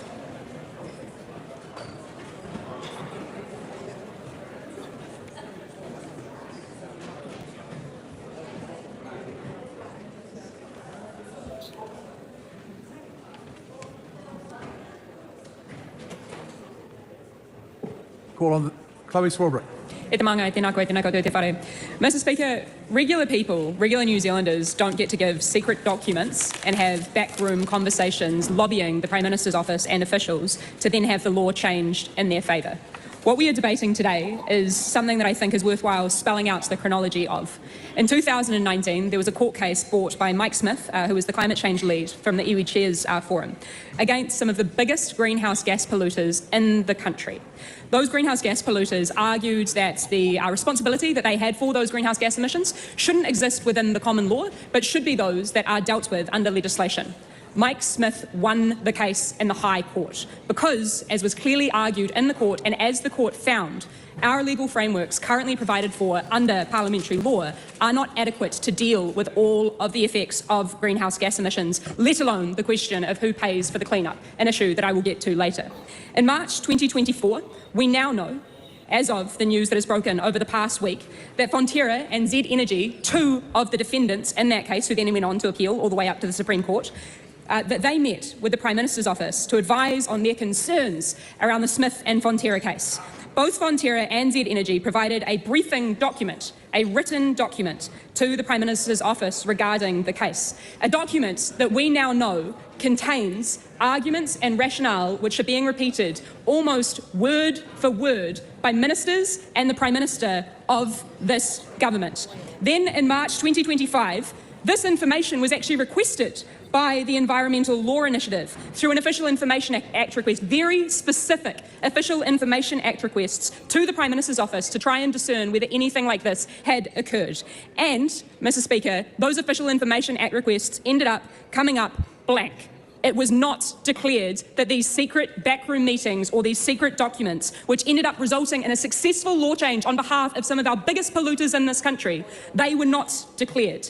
Then, a year later, in March 2026, the defendants in the Smith and Fonterra case were ordered to release documents related to their lobbying efforts. And it was only then, Mr. Speaker, through a court discovery process where the polluters themselves, who had been actively lobbying this government for the law change that they successfully got over the line, themselves gave that evidence before the courts. And then, hey presto, in May of this year, this month, Mr. Speaker, the government announced that they would be changing the law to benefit those big polluters, to prevent them from being able to be sued, to find liability in tort from climate damage. And Mr. Speaker, I think it's actually really important to run through just how egregious this situation is, just how abnormal this situation is, because it is actually really unusual to have a government deciding to interfere with active legal cases to effectively depart from the principle against retrospectivity and the rule of law. It is enacted 4 times by this government over just the past 2.5 years. Firstly, they did it with the bill that obviously was announced this month, the 4th piece of legislation that they have introduced with the intent of cutting off the legal rights of New Zealanders to hold powerful people and companies to account. Secondly, with the Equal Pay Amendment Act last year, if we all recall, just a week or a few days before the government's budget last year, they announced, surprising everybody, least of all the 300,000 lowest paid working women in this country, that they would cut off their rights to pay equity. Then there was the Marine and Coastal Area Takutai Moana Customary Marine Title Amendment Act 2025, which of course was also retrospective with regard to the powers exercised there. And then with regard to the Credit Contracts and Consumer Finance Hang on. Amendment Bill 2025. Member has asked for the House's time to debate a very specific topic, which is stated, it is contained within the requirements of standing orders. Please come back to the topic. Yes, Mr. Speaker. The point that I am making here is that this is not happening in isolation. This is a pattern of behaviour by this government using their powers to cut off the rights of regular, hard-working New Zealanders to hold this government and their corporate mates to account. Now, the Prime Minister, as he has tried to do in just the last few days, is attempting to shrug this off as though there's nothing to see here. This is just business as usual. And, Mr. Speaker, for anybody who is tuned in, watching Parliament TV, those poor dozen souls or so who may be hearing how aggravated the government is with the idea that we would debate this issue with transparency, the Prime Minister shrugging this off should worry all of us, because we should not normalise behaviour that is seeing corporate lobbyists engage in secret lobbying behind the scenes, successfully ending up with law changes that benefit those very corporate lobbyists. And I guess just to unpack some of the rationales we've also heard from... As I've also heard in the arguments from the Minister of Justice, who's just resumed his seat, when I actually asked him in the House a week or two ago about whether he, by proxy or directly, had engaged with any of the defendants in this case, any of those major corporate polluters, it's on the public record. People can go back and watch it, or they can look at Hansard themselves. He ummed and ahed and said that it was relatively normal for government ministers to engage with corporations who had an interest in our economy. But, Mr. Speaker, we now have it exposed in the last week that there was that direct engagement through the Prime Minister's office with those corporate lobbyists who ended up getting the law changed in their favour. Now, the arguments that we have heard from the government is that this is to be dealt with in government legislation and in climate change frameworks that the government puts forward. They've said that it's to be dealt with through the likes of the emissions trading scheme. But at least we remind everybody, let alone this government, that this government has also been successfully lobbied by corporate powers to completely exclude the dairy and agriculture industry from ever paying under the emissions trading scheme. So we are once again left with the ultimate question of who pays. Who pays, Mr. Speaker, when climate change charged weather events devastate Aotearoa New Zealand? Let I remind this government that we are currently in May of 2026. In just the 5 months alone that have passed this year so far, we have had 21 states of emergency. All of those states of emergency and all of that weather far more extreme, far more frequent, demonstrably as a result of climate change, which the government is now moving at pace to legislate the active protection of those major polluters from. Mr. Speaker, the question that leaves all of us with is, who is this government really here to serve? Because they show us every single day as they decide to cut support from the lowest income New Zealanders instead of making those at the top pay their fair share. Those who are profiting handsomely, the gentailers, the supermarkets, the many corporations who they so clearly are here to serve. So, Mr. Speaker, our final call, our call that I would hope that actually every member of this Parliament can agree with, in the interests of upholding transparency and the integrity of our democracy, some really basic and important things, I would say, for all members of Parliament to believe in, is for every party in this House to agree to an independent, urgent inquiry into exactly what happened and who knew what when. If the Prime Minister wants to shrug this issue off, if he wants to tell us all that he has clean hands, then he has the most vested interest in backing this inquiry to clean those hands. Because otherwise, Mr. Speaker, we are left with allegations of corruption, and those allegations need to be taken seriously. Mr. Speaker, we call on all members of this House, especially the members of this government who are currently heckling me, to support that independent, urgent inquiry. Let's get this over and done with. If you've got nothing to hide, then let's put it all out in the open. Well, I think Chloe has just sat there and brought up the case of why we need an independent commissioner against corruption. Can I add something to Sam? It's on a similar note to what the Greens are talking about, but because it's also in the area as well, it's also in the issues that they deal with. You know where Haywards or Menlo Park is? Yes. That a waste transfer station has been approved in that area, and it's next to the Hutt River. And the residents are not taking it. You know how there's currently a transfer station in Seaview? Yes. That the council has rezoned that land, or I'm not sure what's happening to it, and the waste management is set to move from Seaview to Menlo Park. I mean, like the only thing I can sit there and see for that particular one is roading connection to State Highway 2. But the fact it's next to a river, but I mean, also at the same time, Silver Stream is quite an interesting tip. The fact that it's managed to actually stop having nitrates leaching from the tip into the Hutt River. So I wonder if it will be built to that sort of standard, or what steps will they take to ensure that it doesn't leach nitrates into the Hutt River. Yep. And further down, do you know where that water goes into? It goes into the Waiwhiti. Sorry? Some of the water from the Hutt River goes into the Waiwhiti aquifer as well. Yeah. Yes. Uh-oh. Which also is currently, I don't think it's typically a non-treated water source. Yeah. So. So, Reg, do you believe that it's time for New Zealand to bring an ICAC? A what? An ICAC. Independent Commissioner Against Corruption. Well, yeah. But then, yeah, I mean,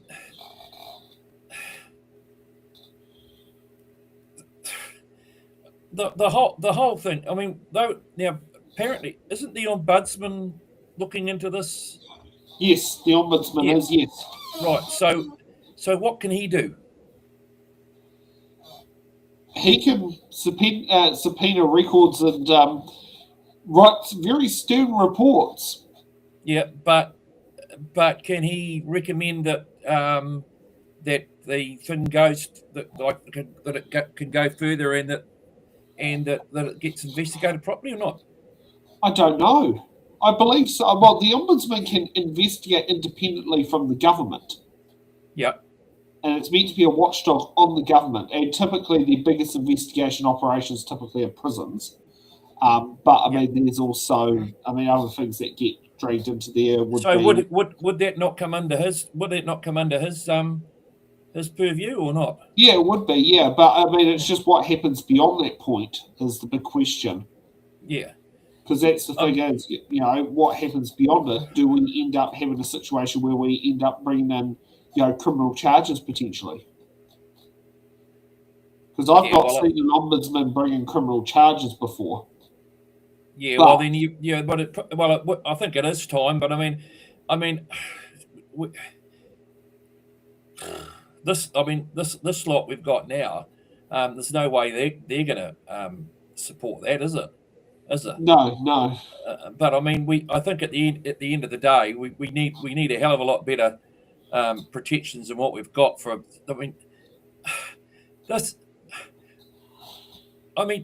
John Key was dodgy, right? We know John Key was dodgy, but he was the behaviour of Luxon makes John Key look like a pretty reasonable sort of fellow. Yeah. I do believe probably what was safeguards under that possibly stopped John Key becoming dodgy was Chris Finlayson. Yeah. Because there were a lot of legislation that had the spirit of short-term fix needs to go to long-term fix, like search and surveillance was one of them. The fact that we have to urgently pass this law and to keep what the police are doing is right, but we'll need to send it to a select committee to make sure that we fine-tune the law so we actually get it right. Yep. And that's something that, Christopher Finlayson did as Attorney General, which I'm not sure will be quite completely done with the current two that are in there at the moment. So who have we got now? We've got the Bish. Oh, Bishop. He's like, Chris Bishop's like MP, and he hasn't been doing. No, he's not going to do anything like that now. No. He's how do I say it? He's the person inside the government who would, in the right situation, support it. Probably not at the moment, but would support it from opposition. Yeah, as I sit there and say, he's in a political party that wasn't the political party he joined. Because I've phrased him more liberal than John Key. Oh, yeah. And now he's stuck in a party that's even more conservative than the John Key government. Yeah. Well, next up is Paul Goldsmith. Let's see how he defends Luxon. Oh, God, this guy's an irritating prick, isn't he? Oh, yes, but we need to platform the irritating prick, as you call him. Thank you, Mr. Speaker. Just a minute. That is also completely uncalled for, so we won't be able to get more of that. The Honourable Paul Goldsmith starting again. Thank you, Mr. Speaker. I think the primary claim being made by Chloe Swarbrick and in the House is that there was a briefing from a couple of parties, Frontiera and Z, I think is what she said, to government officials in early 2024 in relation to a case, and that led to the law change which the government has announced 2 years later.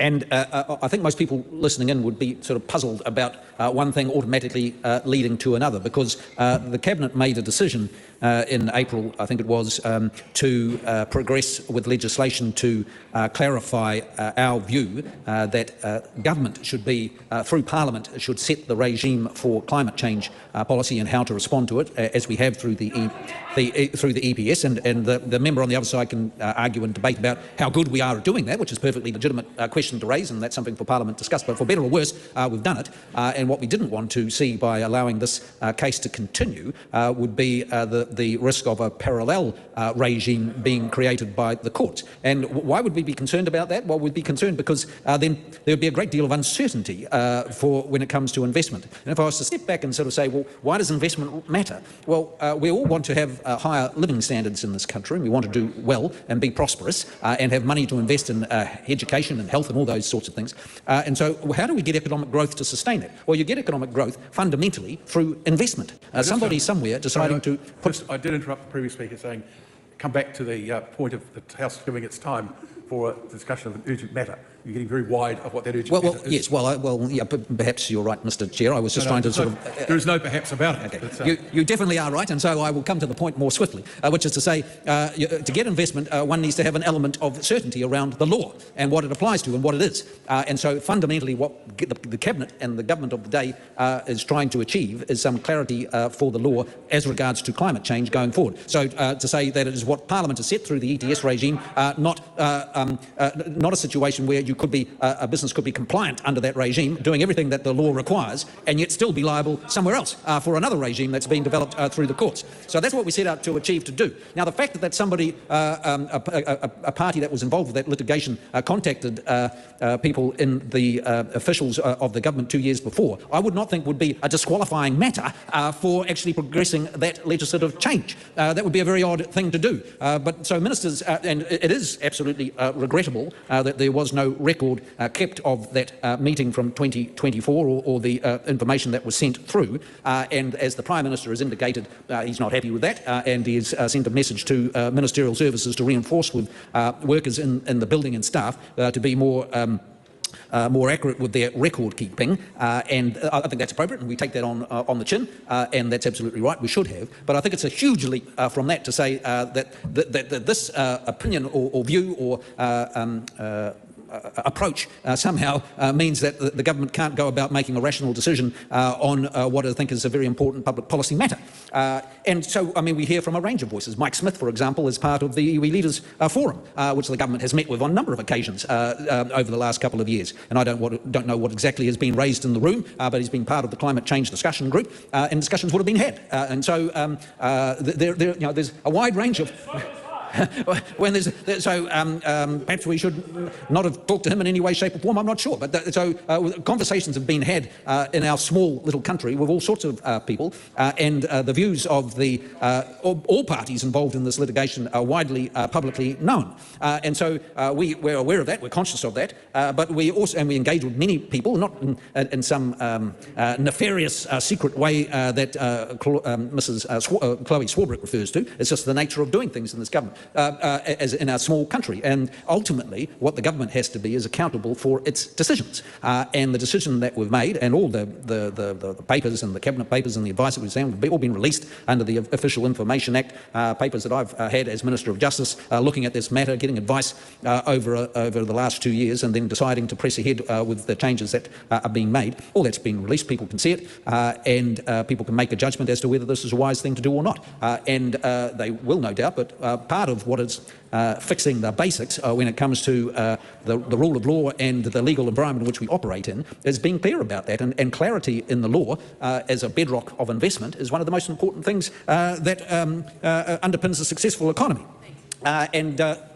Is that okay? Well, I think I'll leave it at that then, Mr. Speaker.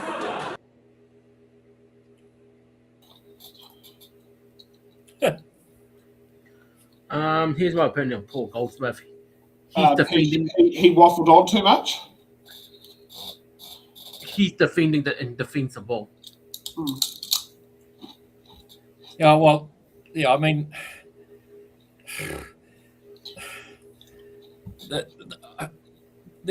trying to defend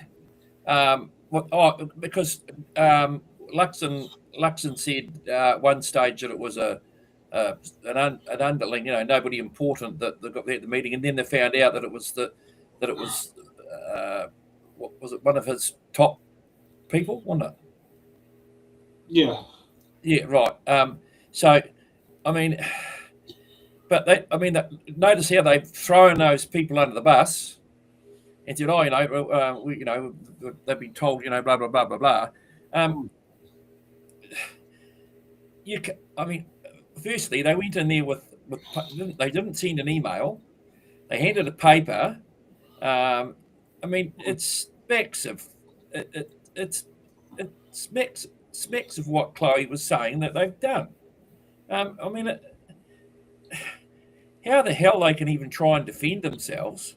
But see, Luxon's so arrogant at the moment that he'll say, well, I didn't do anything wrong. And he keeps saying that right to he'd do the Richard Nixon. I didn't do anything, like the Watergate thing. I didn't do anything, and right to the end, Yeah. Even when he's proven that he's done something wrong, still deny that he did anything wrong. I still don't know that I can't see us getting anywhere with doing anything to him over this, though, at the end of the day. Not for this one, but we certainly need to have a hell of a lot better. The actions that Claire Curran did is very similar to what Luxon is doing on not recording the meeting in his diary, and Claire Curran lost a job over it. Yeah, but that was because the leader of the party had a moral backbone. Yeah, right, and he's the leader of the party, and he hasn't got. I don't think I'd be being unfair to call him an absolute spineless prat. Yep. He can't lead that. He can't lead the government because he's got the other two dictating what he does. Yeah. And he lets the finance minister, have a crack at them, and then he backs her up. But he's all I can say is God help us if we have another 3 years with him. Yeah. Okay. Next up is Camilla Bellich. Camilla Bellich. Mr. Speaker, this is a serious matter, and it was good to hear the Minister stating it was a serious matter. However, it was somewhat undermined by those on the opposite benches beside him, joking about where there's smoke, there's fire. Now, the reason that I say that this is a serious matter is because there are a few issues that need to be resolved, and I don't accept what was pro-offered by the Minister, that the issue here is that people had conversations with Minister. That is not the issue. Of course that happens in our democracy. The issue here is that it was not recorded, and the transparent processes that we have associated with the Official Information Act have clearly in this instance been breached, and it has left the government open to questions about their transparency and their accountability. So these are serious matters. There's also another serious matter, Mr. Speaker, which I want to raise, which was the decision in the first place for the government to It's very important for the government to answer for the fact that they've decided to overturn an existing case. Now, we heard earlier in question time the Leader of the Opposition try to get some clarity from the Prime Minister. Unfortunately, that wasn't forthcoming, but I do think there are outstanding questions for him. But the first alarm bell in this case is that we have a case in front of the Supreme Court that is ongoing. It's been ongoing, as previous speakers have said, since 2019, and the government, prior to the resolution of that case, has decided to step in and legislate the right to take the case away.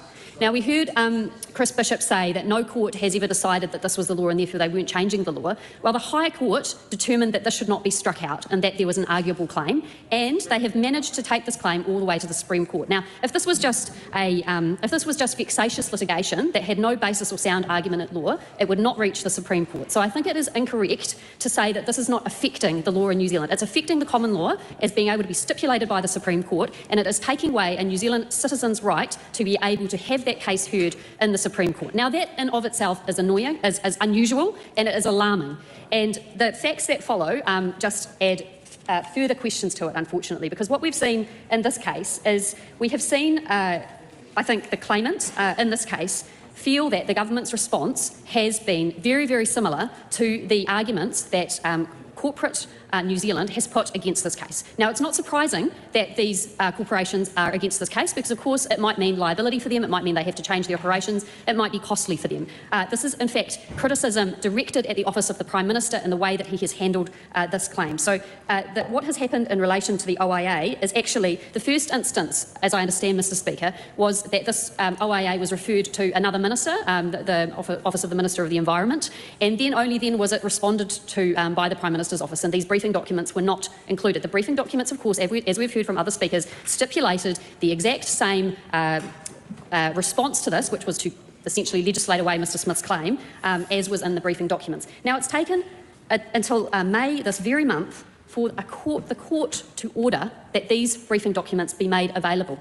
Now, that is an extraordinary thing to happen in a transparent democracy, for us to actually have to wait for a court to order that something be released that should have properly been released under the Official Information Act. Now, there are questions for the Prime Minister in his office. He said today he doesn't want to name names as to who received that, and I respect the fact that he thinks that he doesn't want to put a staff member in the firing line as the employer. And I think the person responsible, and I agree with him in this, is himself the Prime Minister. But we do need to know, was this a ministerial staffer or was this a public servant? Because different codes of conduct apply whether it was a ministerial staffer or a public servant. That fact should be made clear. We want to know who else in his office knew that this information existed. Did public servants know? Was it only ministerial staffers? Mr. Speaker, I also should note before I finish, this did not happen once. This happened to 2 meetings and 2 briefing documents. So there are serious problems in the Prime Minister's office that need to be answered.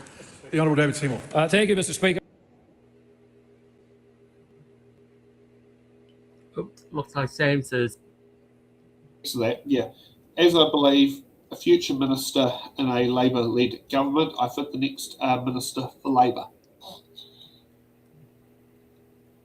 Now, Camilla, you think she was pretty bang smack on over what was being said? Oh, brilliant. Yeah, no, she is good. Yep. Yeah. Any other commentary you want to give with Camilla? Oh, well, I mean, yeah, just what she said was exactly right. She was very careful that she didn't accuse the Prime Minister of lying. But she made it clear that, you know, tell us what level of responsibility that person had. And exactly. Yeah. Okay, let's get on to David Seymour. Some of you might feel free to hit the mute key if you don't want to hear anything from him. but you might say something useful. I wanted to take a call in this urgent debate because I agree with one thing they've said. It is potentially important. We don't want to live in a society where people get special access to power in clandestine ways or pay for policy. That happens in some countries. I'm proud to say I don't believe it does happen in New Zealand, and it's worth preserving that. I think really there's three questions that have been raised by the opposition. What should the law be? Who should make the law? And how is the law made? As far as the question of what the law should be on climate change, I think the opposition actually agrees. They passed the emissions trading scheme. They passed the Zero Carbon Act. It was those parties that put these laws in place. If they felt that those laws were inadequate and that individuals should be able to take court cases against companies for polluting, well, they could have actually made laws like that when they had the chance. And actually the whole Parliament, if we really think about it, agrees the right way to make climate law is to have an emissions trading scheme where you have a cap and trade, and if you emit, you pay, and if you absorb carbon by such as planting a forest, then you are able to be paid under that cap and trade. That's an orthodox policy for dealing with environmental problems around the world, and it's gone a bit further than the ACT Party would like, but that is what the law should be, and all parties have actually supported it. And this gentleman over here from the Green Party has helpfully said the case was taken against the Labor government. Well, he's absolutely right. That's the point. It's that what the law should be is settled across the Parliament. It's one individual who wants a totally different law. And that brings me to the second question of who should make the law. And I'm going to quote the Labor Party constitution or thereabouts because there's a principle in it I really like. All political power should be exercised by those who are subject to regular, free and fair elections with a secret ballot. I like that value. It's probably the only Labor Party value I do like. But it is important that the laws are made here in Parliament, democratically and openly, by people that can be voted out if the people don't like what we do. I'm not suggesting to the public that's a good idea this year, but that is the underlying principle, that Parliament makes the law, not some court deciding that they can start inventing novel concepts. And it's worth noting that most of the courts, the High Court and the Court of Appeal, that have had this before them have said that they shouldn't be inventing these novel concepts and they shouldn't be adding new ways to deal with climate change by legislating from the bench. It's only slipped through one exception. And so I think it's right what the policy should be as it stands, and it's right that Parliament, not the courts, should make it. Now that brings me to the question of who should make the law. And the allegation is that there's some sort of clandestine idea behind the scenes that is influencing the government. And I can tell members of this House, I happen to be the Deputy Prime Minister, and I hadn't heard anything about any of this until it came up in the media. I came to the conclusion about what the law should be and who should make the law by something called reading and thinking and reasoning about what the policies of New Zealand should be. So you don't actually require these clandestine processes to get to the conclusion that I got to. You've just got to believe in good orthodox economic policy like a cap and trade and parliamentary democracy, which you can find in the Labor Party constitution. And that brings me finally to this question of the OIA and the recordings. And I think it came out in Camilla Belcher's speech. The main thing that she's concerned about is that they didn't record that a piece of paper that hasn't actually influenced most of us got somewhere somehow. That's all she wants, is better recording. And the Labor Party knows this because they record everything. If you've heard some of their rehearsals, sometimes they record a little bit too much, such as recording how to answer duck horse questions. So if it's simply an argument about recording, the Prime Minister's already said there should be more recording. But what I find most interesting is the mover of this debate, Chloe Swarbrick, the climate change warrior who says we should all emit less, who says that there's some shadowy corruption going on that is influencing politicians' policy. And yet it's the exact same member who flew business class to London, the most you can possibly emit flying on a plane, paid for by corporate lobbyists when she did it. Oh, the irony. I wish more people could appreciate just how ironic that is and just who she really is. Thank you, Mr. Speaker. Well, I think David Seymour misses the point of what's been said here. It's like who should decide the law, but also the whole point of the Supreme Court is to interpret the law. The Supreme Court, the New Zealand Supreme Court follows the combined foundation of the UK Privy Council and a modern-day version of the US Supreme Court, where the Supreme Court itself can sit there and choose its cases. But it is to put a defined legal determination onto the law. That's the whole point of the Supreme Court, is to check about the constitutionality of the law and having it marked up against our constitutional framework, such as the Constitutional Act of 1986. The Bill of Rights Act. I'm just going to take. I'm just going to take a toilet break. All good. Won't be long. All good. We'll see. So, I think what David Seymour was doing was pretty disingenuous. Yeah, it's like we've had more times this government has sat there and felt like they've had the right to override laws more than any other previous parliament that we've ever had. It's not normal for a parliament to go through and overwrite a law, like legislate for it. Like this one's like legislating it before like cases even get like a decent way within the court system. Like that's the scary part, is like the fact that this government seems to just be like doing like overriding court rulings in some cases before the court cases even reached there. Like the Takatai Moana, I think it's one of the more recent customary rights ones, and it was to challenge a court verdict, and it was in a situation where the government actually won, not lost. Yeah, but no, it is very concerning when the government sits down there and just like tries to override, basically go over active litigation. I mean, they've done it with pay equity, and they're doing it with this. It's like, at which point does it sit down there and you've got to sit down there and say, actually, it's got to stop. Yeah. I think they started off with their fast track bill, which is pretty undemocratic. The way they've structured the fast track bill, yes. Yeah. The principle behind fast track, many governments have sat there and done that. Yeah, but for example, I'm trying to remember, when it comes to roading projects like Petone to Granada, Cambridge and whatever, you don't really want that fast track, if you know what I'm saying. Petone Granada should not be fast tracked, no. Yeah. Same with what should be proposed as the Second Mountfort Tunnel. That's an example of a project that should not be fast tracked, because it's got a lot of flaws in that process. And what's worrying is that Petone to Granada now has an October hearing, and they haven't still got the design of the road out yet. That is so concerning, if you know what I'm saying.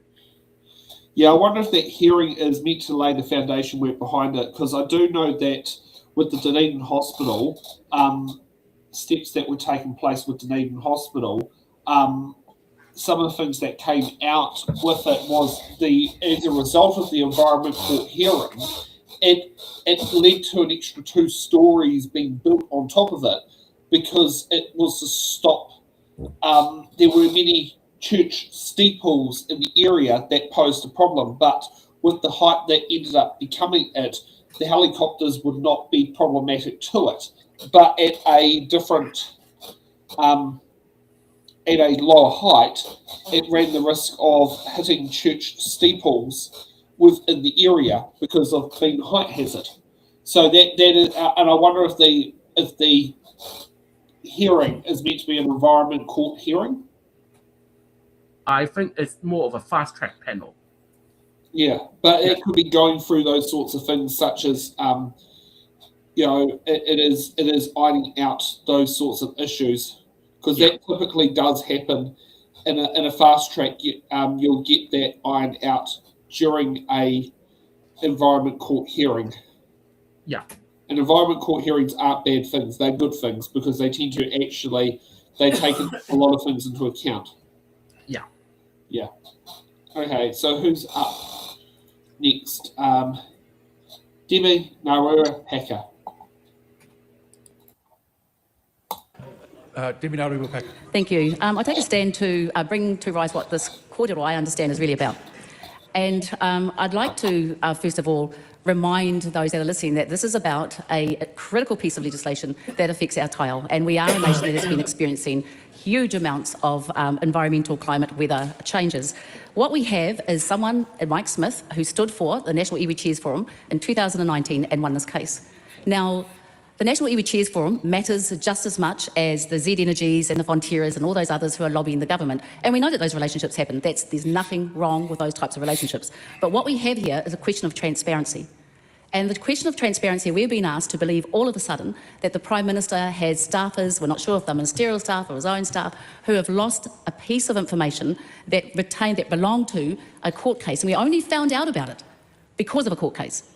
Now, this is really unusual, and even trying to get the questions from the Prime Minister today and not being able to get answers is really concerning, because this is somewhere where we should be able to be extraordinarily transparent when we're talking about the future of our mokopuna's environment. So we've been asked to believe, and this is the real hard part, and we're hearing even this government's voters are contacting us really concerned because they're being asked to believe that a document was lost. A document not just from DB down the road, a document from Z Energy and Fonterra. Now, these aren't small people. These are major organisations, corporates that belong here in Aotearoa. So we've been asked in the first instance, as ordinary New Zealanders have been asked to believe that that paper was lost. And then we're saying, well, how come you don't lose any other papers that are affecting us? Why is it that every other piece of paper that comes across, however it does, has been found and it comes through the OIA? Which then leads us to the question is, should we be concerned about the OIA process? Because when we start to wriggle and create lack of transparency and these sorts of things, they've been asked to take a leap of faith and believe in the Prime Minister that this was just coincidentally lost. That's a big ask for all New Zealanders, even your own voters who are making comments. So the transparency of this doesn't sit well. And then we're being asked to believe that the two sentences that were changed around and that also we heard copied and coming out of ministers' mouths is a coincidence. So coincidentally, a piece of major information, a briefing document was lost from not just anybody, from two major corporations. And then we've been asked to believe that the changes that happened were coincidentally just part of another cabinet discussion. So the maths, 1 + 1, we've just been asked to believe and take again a leap of faith.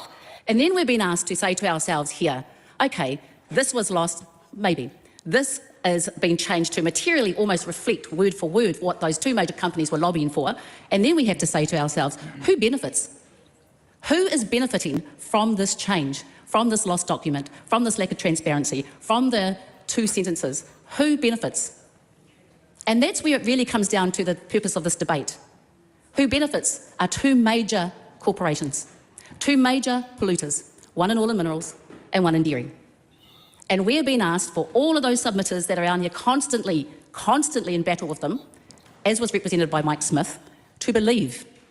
And that's really what it comes down to. We've been asked to believe that a document was lost. We've been asked to believe that the material changes just happened to reflect what those lobbyists or what those corporations were lobbying for. And then we're being asked to believe that may be the case. They are benefiting, but it was already on the government's radar.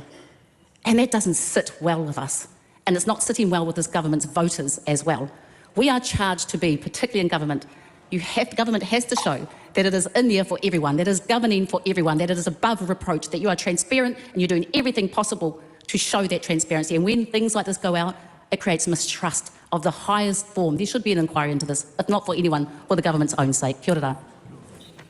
The Honourable. So, what do you think about Debbie's comments there? I like what Debbie is saying. What she's saying is that why is there no record about that meeting with Sid or those major polluters? You know what I'm saying? Well, like, here's the other thing is the fact that it's come up in discovery in a court in legal action is like very concerning. That it's not an IOA, but it's in a court action. Yeah. Mm. Yeah, well, I mean, I think she's hit the nail on the head there. She was a little bit more clearer than some other speakers about this is a crock of crap, pretty much. We've been expected to believe this, we've been expected to believe that. It's. I mean, that's why they did it on by just a piece of paper, so it would trail. Pretty obvious, and I mean, for him to keep saying, well, he didn't know anything about it, and and I mean, she's made it very clear where the party Māori would stand on it, and very clearly, and I think like the rest of the opposition, this is corruption. and it needs to be dealt with. And that's why we need to make sure that we have got that independent Commissioner Against Corruption. Yeah. What is it again? ICAC. So Independent Commissioner Against Corruption. Okay, right. Independent Commissioner Against Corruption. Right, yeah, got it. Yeah. It's a bit of a mouthful, isn't it? Yeah. Yeah, that's why it's more known as an ICAC. Yeah. Which I think will be good because one thing I have noticed is there's a lot of people who are quick to make accusations of it. And I think an ICAC in New Zealand will be quite good at not just catching out corrupt criminals, but also exonerating non-corrupt practices by misunderstood people. And the biggest ones I see is where the misunderstanding would be is the way how councils function, to how people think they would like a council to function. And that's something I have noticed is people who don't understand the fundamental ins and outs of councils are very quick to say a council should run a certain way. One obvious one is budget deficits. It's actually illegal under New Zealand, under the Local Government Act of 2002, for a council to run a budget deficit or a budget surplus. They have to actually run a balanced budget, which is quite interesting because a lot of people don't see it that. Now, a balanced budget could result in saying, we're going to borrow X amount of dollars. You've accounted for your funds, but you can't just sit there and go, oh, we're going to run a $10 million deficit. You can't do that on a local council. That's actually unconstitutional, and you will not pass a Standards and Poor's audit. Or whatever the audit agency, because all the long-term plans get audited. Yep. Yeah. Just to add what Sam is saying, one of the things I want to bring as an example is, it's really on topic. People complain about their rates being high, if you know what I'm saying, or property rates. They keep on complaining, saying, oh, they want things slashed or reduced. The question is, how did the council find that available option, if you know what I'm saying? And they'll go attacking people like the elected councillors, if you know what I'm saying. Yeah, well, elected councillors, are meant to be the butcher, the baker, and the candlestick maker around the council table. I mean, that's how Guru, former mayor of the Capital Coast, sit and describe how council, and then you meant to have the officials who are meant to truthfully advise the councillors what's happening. Now, you get some people like Andy Foster who used to call bullshit on it a lot, and you get others who used to sit there and believe every single word they get told. What was that? Oh, you're saying Andy Foster was able to pick out the bullshitters, you mean? Or? Yes. Oh, yes. He was always known for picking up bullshit on Wellington City Council. Shelley Bay, he was always against Shelley Bay because he knew it didn't stack up over one of the proposed developments. And so he was one of the councillors who never flip-flopped. You know who paid for his campaign though, eh? Peter Jackson. Yeah. No, he's pretty open about that. He is open that Peter Jackson actually helped him with that campaign. And I think the thing is that they got together and they both could see that it was a crock of crap, really. Exactly. And also, like Peter Jackson, one of the things is he's not about corruption. Like, it looked corrupt, it smelt corrupt, it did not stack up.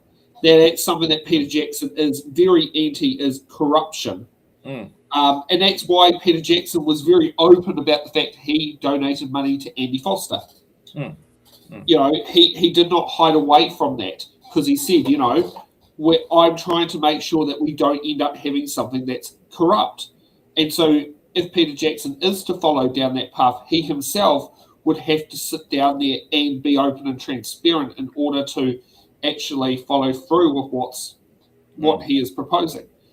And that's something I do like about Peter Jackson is he's very big about transparency, and like he's someone who personally does not engage into like standing for office, but he does find the right candidate to open things up.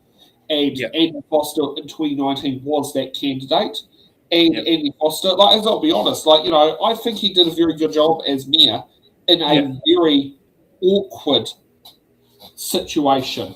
He had one of the worst council tables he could work with, and he actually did a fucking good job trying to. I bet he's glad he's not there now, though. Oh no! I think he was glad he was gone after the Tory stuff all happened. Yeah. I think he was glad he was out of it. I think he said, but he had a difficult time under with Fleur Fitzsimons and her cohort of people on the council, because it was like some people have sat and said it wasn't really Andy Foster's council, it was more Fleur Fitzsimons' council, because she was kind of leading the charge of it. But I've also noticed that since she when she left the council, Rebecca Matthews tried to take over Fleur's mantle, but it really just did not gel. She did not have the same gravitas to do it, but you know, Fleur pulled it off in the situation that she had at the time. In that particular council, it worked. In a future council, it wouldn't have worked, or in a past council, and it was something that it could not have been emulated in a future council. It was a literal situational thing there. Yeah. Next up is Deborah Russell. Deborah Russell. Thank you, Mr. Speaker. I see three themes running through this debate this afternoon, three issues that have been discussed off and on by various speakers. One is that a right has been removed, and it's been removed because businesses need certainty. The second is around what exactly happened to the information that was handed over to PMO, to the Prime Minister's office. And a third is the claim that when it comes to legislating, that in actual fact it's up to the state to create frameworks, not up to common law. So I want to just work through each of those in turn as the themes that have been raised by various speakers in this debate today. So first of all, we know that this government has decided and has announced that it is going to remove the right or remove the capacity for a person to sue under tort law, I think it's under tort, around climate change, cannot claim injury through climate change. The government announced that, about a week ago now, maybe 10 days or so ago. And then since then, it has come to light that people had lobbied around it. But let's just go back to that first issue. The government is justifying removing that right to sue under tort because it says that businesses need certainty in which to operate, and the Minister of Justice further added that the businesses need certainty because in an uncertain state they cannot justify investment, and so the economy is at risk and so on. So this we see as a problem in itself, that the government has announced that it is going to remove the right to sue while there is a court case underway. The government could have acted, said it was going to remove future rights, but not this particular right. It's actually a particularly important case because this sort of case is being tried around the world to try to understand where liability for climate change might lie. So it's a real shame that this government is not allowing our highly respected courts to proceed with this very difficult discussion. You know, and if the government didn't like the outcome, they could have legislated afterwards. There are other possibilities. It's a real shame that this case will not be allowed to proceed. Why? Because businesses need certainty, which... Yeah, okay, thank you, Mr. Speaker. Set aside time to discuss the issue of the missing document. Indeed, and I will move on to that right now, Mr. Speaker. In terms of whether a document has gone missing or whether a missing document, this document is highly unusual. It was handed over on two separate occasions, we have found out, by in two separate meetings, we think, with the Prime Minister's office, and it was handed over in hard copy. Now, who uses hard copy these days? Stuff tends to be handed over electronically. There's usually a record of it. It's actually very unusual to hand a document over just in hard copy. Now, that seems a bit odd in the first place. Why not create the electronic record? Certainly not in my world, but anyway, carry on. But then we are being asked to believe that somehow this document that was handed over from two quite important entities was somehow just not recorded. It was lost. I mean, really, what else are we expected to believe? There is something very odd has gone on here. So we do need some answers on that. But the third claim that was made in this debate by the Deputy Prime Minister was that it is up to the state to legislate. Now, let's be quite clear about that. We actually have a long tradition of law arising from two sources. One is from legislated law, the other is from common law or case law. And it's often common law, case law, where these difficult cases are sorted through, where they are tried out, where people try to come to some conclusion. This government, by acting on those memos which have been conveniently lost, is actually refusing to allow that process to continue. It's refusing to allow the discussion to continue, and that, Mr. Speaker, is a real shame. And that's actually a good point that what Deborah has mentioned there about legislation being done, how law is established on common law, but also common law sometimes leads to the foundation of what ends up becoming legislated in the Act as well, with tidy up of regulations and that sort of thing. So it's, the legal test can sit there and say exactly what you can actually do, instead of just relying on a law. Like someone's got to it's got to be put under the pressure of the test of the law in a court case. And that's how you also make precedent, because laws, new laws also get founded on previous laws' precedences. Especially, many cases, it's a really weird situation, but it's like both. It deals with it's weird how that works, because court cases and the rulings from court cases, how they influence laws in Parliament. I mean, it's also like how Hansards help courts determine the intention of a law. One of the things I want to say is, you know how Mike Smith says that the government has I'm trying to remember, about their dealings with CEDA or whichever polluter. If there's digital records, the government better think it can be retrieved, if you know what I'm saying. Well, I mean, here's the part that I also can't get my head around is, why did they disclose it, but the government can't find it? Like, that is weird. Yeah. That raises a lot of red flags. Yeah. Rich, you've been quiet. Yeah, I mean, I think her points were very, very clear. And again, the whole thing's shonky, isn't it? The whole thing, the whole thing is, it's very clear it's very clear what they've done, and they can say, oh, we make the laws of Parliament, blah blah blah blah blah, and there's nothing wrong done here, but at the end of the day, I think it was I can't remember who it was that said it, but if you've done nothing wrong, or was it probably Chloe? Yeah, if you've done nothing wrong, but it's also something that's quite often said by the right wing. Yeah, if you've done nothing wrong, then let's have a look at it. Yeah, very common trait said by the right wing. Yeah. So at the end of the day, okay, let's see if you've done nothing wrong. Then you're not going to be scared of getting it looked into properly. Yeah. And I mean, it's interesting. How many months are we at now from the election? Was it 5? 5 to 6 months. Yeah. We're 5 months and next Sunday. It's November the 7th, yeah. So we're 5 months next Sunday. Yeah, 5 months out next Sunday, yeah. So it'll be interesting to see how long it takes them to get it all looked into too. Whether it'll all be worked through before the election or but I had a discussion with my brother today. He reckons that this could actually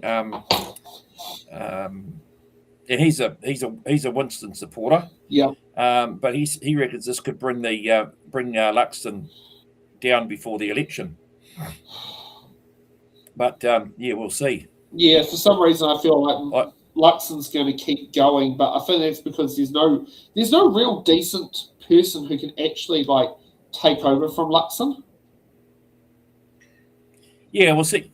When I think he used the precedent of the what do you call it, 2017, when Andrew Little went and Jacinda came, and I said, yeah, but there's no Jacinda in the National Party. No, there isn't. No. I said, well, Erica Stanford may have early on started to look like that, but she got pulled into line for arguing with Seymour. Now she was Minister of Education. Yeah. And, over the meals. Yes. And Seymour was associate, and she basically said that that wasn't good enough, and Luxon pulled her into line and said, basically just back off there, and so she's been pulled back quite a bit. I'm not saying that I like her, but I mean from a National Party point of view, I saw her early on as someone who might threaten him. Yeah, I think you are right about that. Yeah, but I don't think there's any of them there now, though. Yeah. Yeah, no, and also like Nicola Willis, but she's already cooked the goose. I have a feeling if Nicola is in Parliament after the election, if she's in opposition, she's gone. She ain't hanging around. Yeah, well, there's probably only one person that I would be more worried about being the leader of the National Party than Chris Luxon, and that'd be her. Yeah. Oh, I heard that was a goal. That's something I've heard from Greg O'Connor. Yeah. He said, oh no, she wants to be the Jacinda Ardern of the National Party. Yeah, well, that's good. It's good that she's got that. Good that she's got that goal, and unfortunately, she hasn't got the personality. No, exactly. I was lucky. I was going to say this, but I didn't. And she was walking past my van in Feverson Street. I wanted to yell out, but I chose not to. Nikki, no, won't. But I chose not to. Actually, I chose to keep my mouth shut there. That literally came off the back of interviewing, the day before I was interviewing Laura McClure on the deep fake and digital harm bill. Yeah, which I'm now actually keen to put in a submission on, thanks to Laura's explaining of the bill and why it's needed. Yeah. Next up is Venushi Walters. Thank you, Mr. Speaker. Mr. Speaker, democracy is in truth a very fragile institution. It lives or dies on the basis of trust. And really transparency is the mechanism through which that trust can thrive or that it doesn't. And the problem we have now is that regardless of why we're in this situation, whether it was an active breach of the OIA or it was a mistake, it does impact trust. And the public will be asking questions about what has happened here. So the government members have given the public a series of dots, and they will be looking to connect those dots. That is simply what is going to happen in the public space. So I just want to talk back through those dots. The first one Minister Goldsmith spoke to, and he talked about the government's active consideration of this very issue in Cabinet, so looking at overriding the legislative decisions in lower courts and intervening with primary legislation. This was in front of Cabinet. It was a live issue, so also a very significant issue. In terms of what comes in front of a government to change, legislating to obstruct future litigation is huge. It is akin to a movie plot in many ways. The second thing we know is that on two separate occasions, two extremely large companies supplied written briefs to the Prime Minister's office. Just a fact, it's a dot, we know that. The third, the Prime Minister answered for us this afternoon. He said that there are no records kept of either of those interactions, and no one in his office recalls those documents or whether meetings occurred. So, the exercise the public will now be engaging in terms of connecting those dots are asking questions about what is tenable. Is it tenable to suggest that no one knew about the existence of those two, I would call them important documents, because the context is this is a big issue in front of Cabinet at the time. Is it tenable to suggest that no one else knew? The second question, is it tenable to suggest that those companies didn't seek a meeting with anyone in the office? Again, I won't answer that question. These are questions that the public will be asking. The third is it tenable that major companies lobbying in terms of this space, if they were read, was not taken into account when the government made a decision to bring in this legislation? So the impact of this is huge. The impact of this, regardless of what actually happened, is big. And I do wish that government members would recognise the importance of compliance with the Official Information Act and not just wave it off as a mistake, because mistakes, if that's what it was, also matter. Geoffrey Palmer wrote an article in Newsroom recently titled "Open Government Requires Transparency," and it began with the words, "Within the modern workings of New Zealand's constitutional framework, there are few statutes more important than the Official Information Act." If we look at the Act itself, its purpose is to progressively increase the availability of official information to the people of New Zealand. It was put in there as the first of what was intended to be many building blocks, not for a government to offhandedly dismiss the fact that it has been breached, whether a mistake or otherwise. I also worry that what we're hearing in terms of the flippant way in which government members are handling the Official Information Act is a signal. And it's potentially a signal to the New Zealand public that this is a government who want to change the Official Information Act. Now, we know the Minister of Justice has asked officials to examine the costs associated with the OIA request. This is a fact. And he notes that he wants to know what revisions could be made to make the Act more efficient and practical. Now, this suggests, in my view, that the government may be looking at limiting the information that's available to the media, the information that's available to the public. These are not things I am making up. These are dots that you are giving, Madam Chair, that the government is giving to the public. They should not be surprised if the public begin to join those dots. Steve Abel. Thank you, Madam Speaker. I appreciate the opportunity to take a call on this important. Well, we're joining a lot of dots here, and we're asking a lot of questions. Thank you, Vanushi, who I believe might be our next Foreign Affairs Minister. One of the things she's good. Sorry. Yep. One of the things I've got concerns about the OIA changes, it's going to be a huge waste of taxpayers' money, if you know what I'm saying. And I don't think changing the rules around the OIA is necessary, if you know what I'm saying. No, I think what they want to do is want to be able to charge people for them. Yeah, that's... Oh. Because IOAs, yes, they do cost money. They do cost taxpayers money. I mean, I think, was it Dave McPherson? Is it? He calculated how much the Hamilton City Council spent on OIA requests for the Taxpayers Union to really take the basically just to state that, you aren't exactly squeaky clean on costs on helping councils actually be more efficient. You criticise us about not being efficient, but you literally do inefficient things at the same time.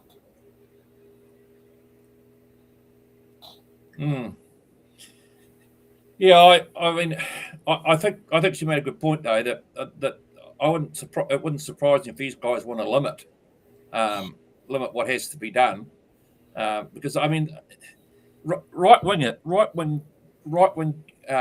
politicians really don't like stuff coming out about what they're doing, but then again, there's a lot of left-wing politicians don't like that either, especially if they're doing something wrong. But I mean, I think it would be a bad thing if they were allowed to get away with stuffing that around. But I mean, she actually impresses me too. I've watched her a few times on television, and she's actually quite right. Minister of Foreign Affairs. Yeah, that'd be interesting. Yeah, that's one I've noticed, but that's also her portfolios. Yep. And how she's been performing in them. Mm. Yeah. Let's see what Steve Abel's got to say. I don't think we're going to get onto one of our bills tonight, but that's all right. We're repeating the debate on it. Debate. Regarding the documents that were lost by officials representing the Prime Minister. There's a point of order. Point of order, Honourable Louise Upston. Madam Speaker, I believe that the Green Party don't have another call in this urgent debate. I've sought advice on that, and I took advice from Mr Speaker before he left the House that if the call is available and a party chooses not to take it, that Mr Abel's entitled to take his call. So speeches can be transferred in this case. So, Steve Abel. Thank you, Madam Speaker. It is extremely important for there to be no doubt in the public's mind that our democracy is truly transparent and that it truly works in the interests of the public. And what is more, it is similarly important for our national reputation that we are truly a transparent and open democracy. Where we are dealing with a company, the biggest company in New Zealand, Fonterra, making direct bids to the highest office in this country for actions to be taken legislatively that cut down citizens' rights to recourse through the courts, then it is certainly a matter of significant national interest. Because we expected, Madam Speaker, to seriously believe that no official working in the office of the Prime Minister or working for any senior minister in this country was not aware of the significance of a document handed to them by Fonterra and Z Energy in regard to requests to specifically take action to stop the course of a court case that was a threat, as they saw it, to their businesses. And I echo the point of my colleague from the Labour Party, both Vanushi Walters and Deborah Russell. Since when do we deal in documents only, but not in electronic exchanges of documents? It is absolutely no accident that Fonterra's lobbying effort was presented in physical form so that it would not be on the public record. That is what I put to the House, Madam Speaker. And it is not tenable or credible for the Prime Minister's office to have no record and no recollection and no recall of a correspondence from the biggest company in this country regarding a matter that they are concerned about so much so that they will only print it on a piece of paper and hand it to an official. The public deserves to be disabused of the perception, as my colleague Chloe Swarbrick put it, the allegation of corruption, Madam Speaker. And that is a serious allegation, Madam Speaker, because we all value the idea that we have a reputation internationally and the public should have a faith locally that this is a transparent and a true democracy where information is freely available to the public should they wish to criticise determinations made by any government. It is notable the matter which the biggest company in this country were lobbying on, because it is a matter involving the recourse of a citizen as part of their democratic rights to the courts, where they perceive that subsequent governments have failed to act sufficiently to protect them from harm. And that is the exact nature of the Mike Smith case, Madam Speaker. It is where he perceived that the Climate Change Response Act, that the emissions trading scheme were not sufficiently dealing with the harms that were being caused to his whānau, his hapu and his iwi by climate change. And he sought recourse to the courts, and the Supreme Court deliberated at length whether he had a right, under tort law, to take those companies for negligence in the fact that their pollution was impacting him and his family. And the Supreme Court agreed there was a case to be heard. Now, no one questions that the executive have the final word, but the principle is that a case should be allowed to run its course through the courts, and if the government doesn't agree with it, they hold the final pen to then change the law to correct a decision that they perceive the court has made that's incorrect. But to shut down that court process is anti-democratic in itself, and it is a denial of citizen rights. And the fact that Fonterra are lobbying the government to do that against its own citizens is a scandal. Dr Duncan Webb. I agree with what Steve Abel was saying there. If someone was doing something dodgy to where I was living and they were responsible for the means, I would want some legal remedy, you know what I'm saying? Exactly. You don't want your legal remedy taken away because the government decided to overrule it. I mean, what's going to be next? Sitting down there doing retroactive law changes to sit there and, be able to sway a verdict in a certain direction. Like a good example would be now, it didn't happen in New Zealand, but there were petitions for it, was for the Christchurch mosque shooter to have the death penalty. And like people say, oh, why don't you sign the petition? I said, because the petition would only be able to grant it for future crimes. It won't be able to grant it for existing crimes because when the crime was committed, that wasn't the law. And you have to judge the law at the time of when a crime is committed, not necessarily on the changes of the law. And this government has sat down there and gone through, and they're effectively, they are literally overriding, stopping court cases and actions. I've never seen a government actually, do that. Reg, did that ever happen under Muldoon? Oh, I don't recall Muldoon doing that. I can't even imagine he would even dream of doing anything so bloody ridiculous. I mean, his biggest blowback was compulsory super.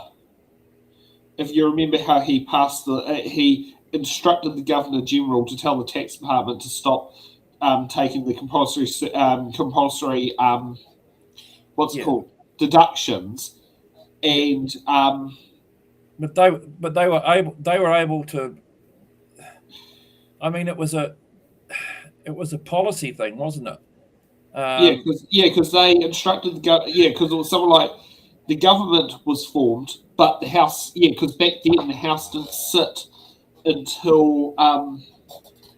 Often the House wouldn't sit at the time, wouldn't sit until the following year, and the first bill that used to be on the order paper was the budget.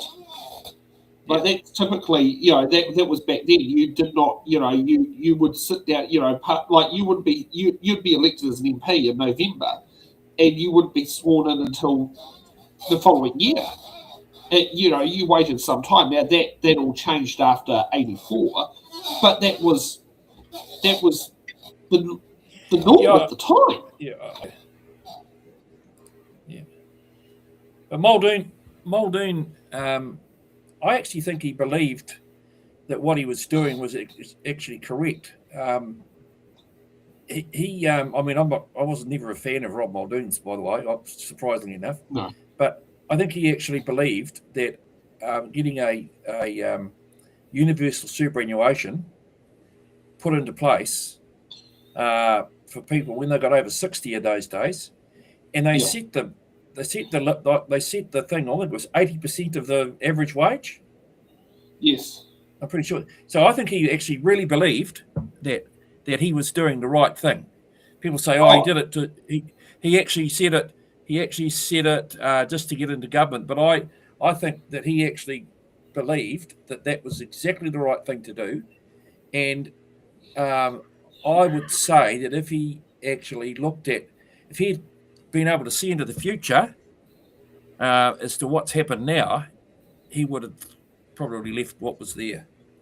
I do believe that. Because it was seen as a point in time where,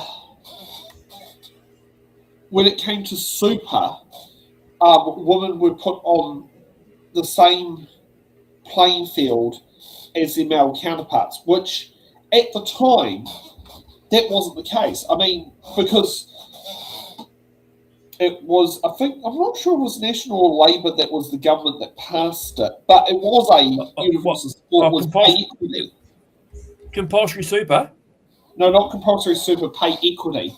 So I know of a wife of a pilot officer at the time, and her job was in the labs, and when pay equity came through from the labs, she was on more money than he was. Now, I found out the salaries wasn't that flash. It was something like that. Their salary difference was like $1,000 a year, but their salary difference was like both of them were getting paid less than $10,000 a year. But I remember Viv saying, when pay equity came in at the labs, and because she worked at the labs while Dave worked at Ohakia, and she remembers when pay equity came in, and she was on better money than he was. Yep. But and I wonder if that was Muldoon's philosophy following through on pay equity. Well, I think because Labor put that in, and again, if we'd still had that, we would. All of us older retired people would be in a hell of a lot better position than we are now. Yeah. However, I don't think he. I still think he did it because he wanted to see people get a decent retirement. Right. Yeah. I think what he didn't want was the wealthier, as you're saying, the equity side of it, the extremely wealthy who are getting, because they're putting in more money into their super, we're going to be so much better off than you and I. Because remember, he put that in at 80% of the average wage. You imagine if my super now was 80% of the average wage. God, you'd be looking at like 40 grand a year. Like, I mean, if we sort of look at that right now, because I think super's about it's about 28, I think it is. Yeah, well, I get at the moment I get with the winter energy payment, but take that out, I get just under 900 a fortnight. So I'd be getting 800. I'd be getting $800 a week. I'd be getting double. I'd be getting double what I'm getting now, pretty much. Yes. Pretty much. Maybe a little bit less, but that would actually be quite livable for an individual person. Yeah, and strange, that would, isn't it? And actually, and that would have been right in the case until Ruth Richardson's mother of all budgets.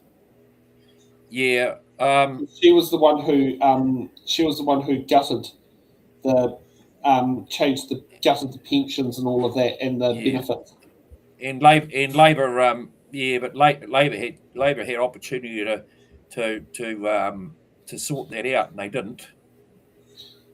And then, of course, they put the age up to 65, and now, of course, Winston's getting so much benefit out of so many votes out of this stuff about still pushing, and I believe rightly leaving the retirement age at 65. Yeah, and of course the others are still saying, "Oh, maybe we've got to lift it up or whatever."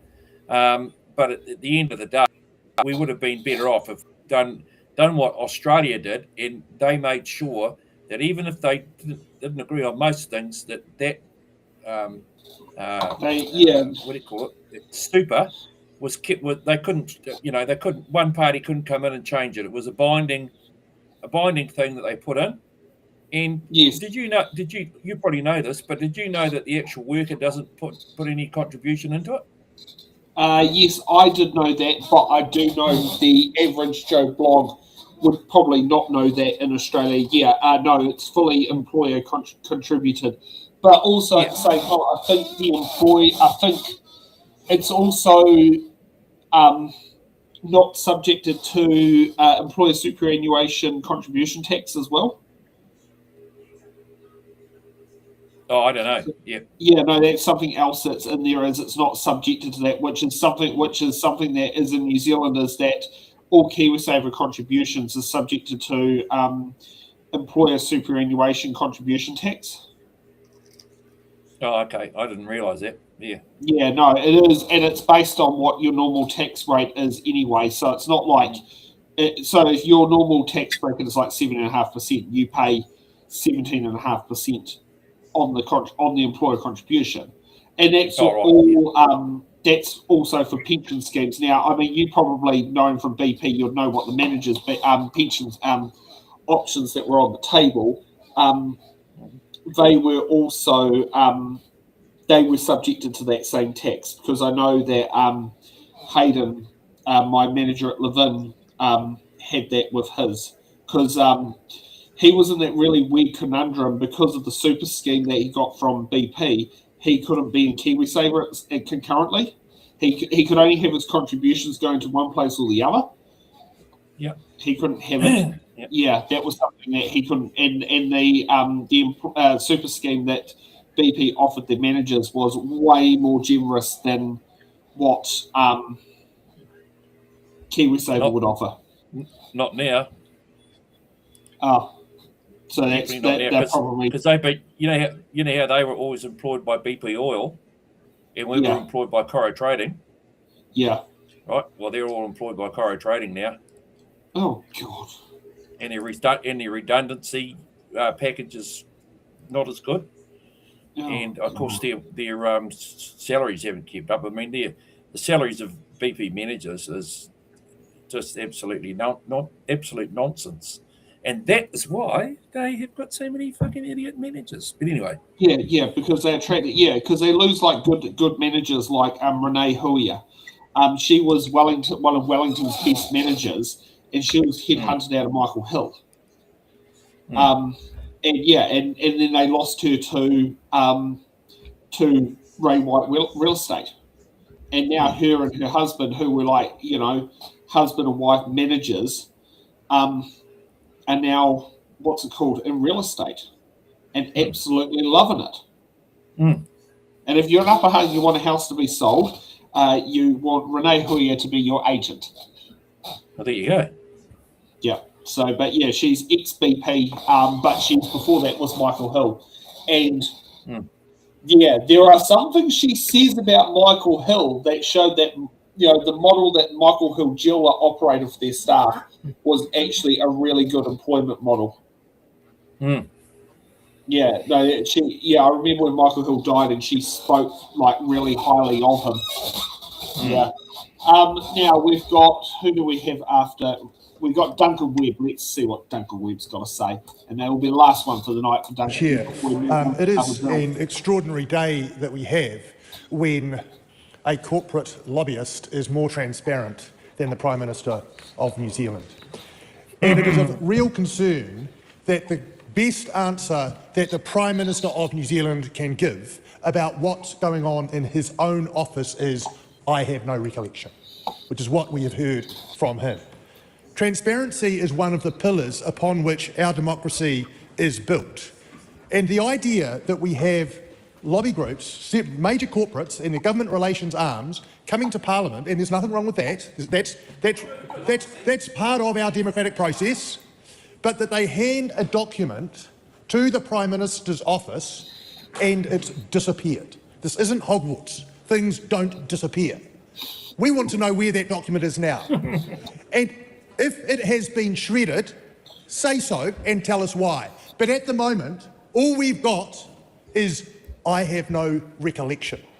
Now, I accept that we don't want to pin this on some staff member who's doing their job, because responsibility does go to the lead minister in that office, which is the Prime Minister, who needs to answer some questions, not to duck and say, it would be good if my staffers better understood their obligations, because that document's still there.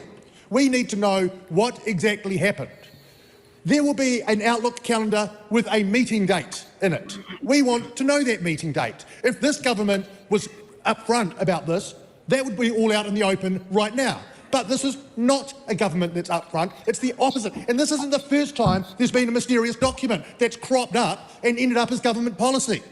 And if that's the kind of government we've got, it's a government which does not help us when our rankings as a good democracy are slipping. This is exactly the kind of thing which undermines the faith and trust in this House and this government, and it's shocking, and it shouldn't be allowed to continue. And look, we know that ministerial officers have an obligation to keep good records, and in fact, even under something as anodyne as the Archives Act, you're not allowed, it's improper to take a document and dispose of it and say, "I don't know where it went." That is a ministerial record that needs to be stored, and for the very purpose that it can then be examined. And the fact that this document, which contains a draft clause to change legislation to extinguish a claim in court against those parties is absolutely outrageous. You're right. It's been called all kinds of things, and there are only so many explanations for them. One of them is incompetence, one of them is a lack of transparency, and the other ones don't bear mentioning in this House. And it's good to hear that the Ombudsman has now opened an inquiry into this case, and I hope the Ombudsman looks deep and hard and asks those difficult questions. And the Ombudsman, of course, will be able to go to the staff in the Prime Minister's office and find out what actually happened. But it does not compute that there is an important document that results or that a government announcement mirrors, and all of a sudden we have no recollection of it. It's disappeared. I don't recall any meetings. This is an important part of policy, and to say that this is suddenly disappeared is not credible. This is a government which lacks transparency, which needs to be upfront with New Zealand, and if it's going to go into the election this year with this kind of obfuscation, it's a deeply concerning proposition for the people of New Zealand. Andy Foster. Duncan's definitely very spot on there. Yeah, well, I mean, he goes for the. He's actually one of the better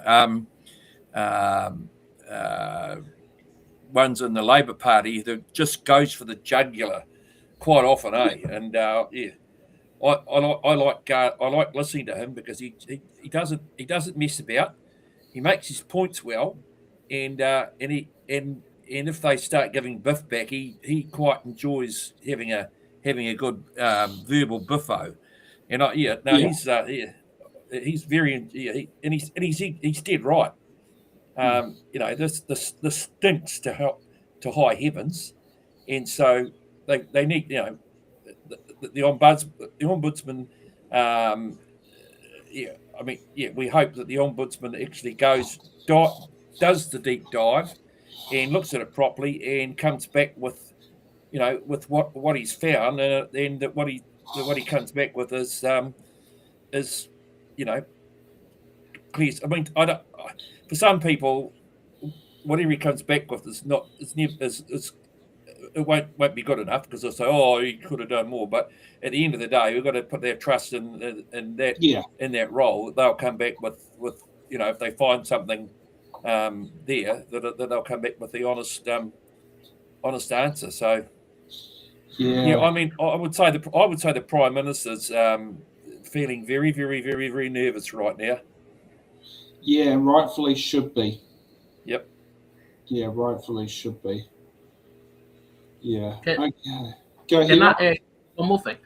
John Key didn't do this things Chris Luxon did, if you know what I'm saying.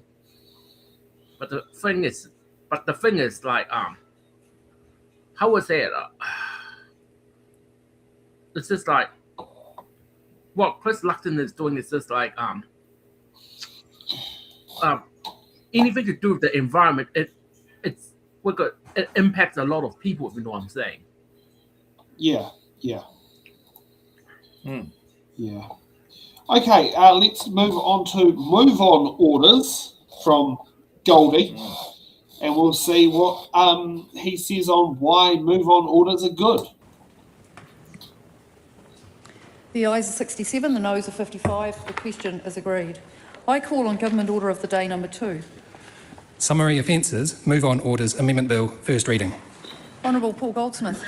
Mr Speaker, I seek leave to present a legislative statement on Summary Offences, Move-on Orders, Amendment Bill. Leave has been sought for that course of action. Is there any objection? There is none. That legislative statement is published under the authority of the House and can be found on the Parliament website. Honourable Paul Goldsmith. I move that the Summary Offences Move-on Orders Amendment Bill be now read a first time, and I nominate the Justice Committee to consider the bill. At the appropriate time, I intend to move that the bill be reported to the House by 3 September 2026, and that the committee have the authority to meet at any time while the House is sitting, except during oral questions, during any evening on a day in which there has been a sitting of the House, on a Friday in a week in which there has been a sitting on the House, and outside the Wellington area, despite Standing Orders 193, 195 and 196. Madam Speaker, our government's committed to fixing the basics in law and order and building a future where everyone feels safe and feels safe to visit, work and live in our central cities.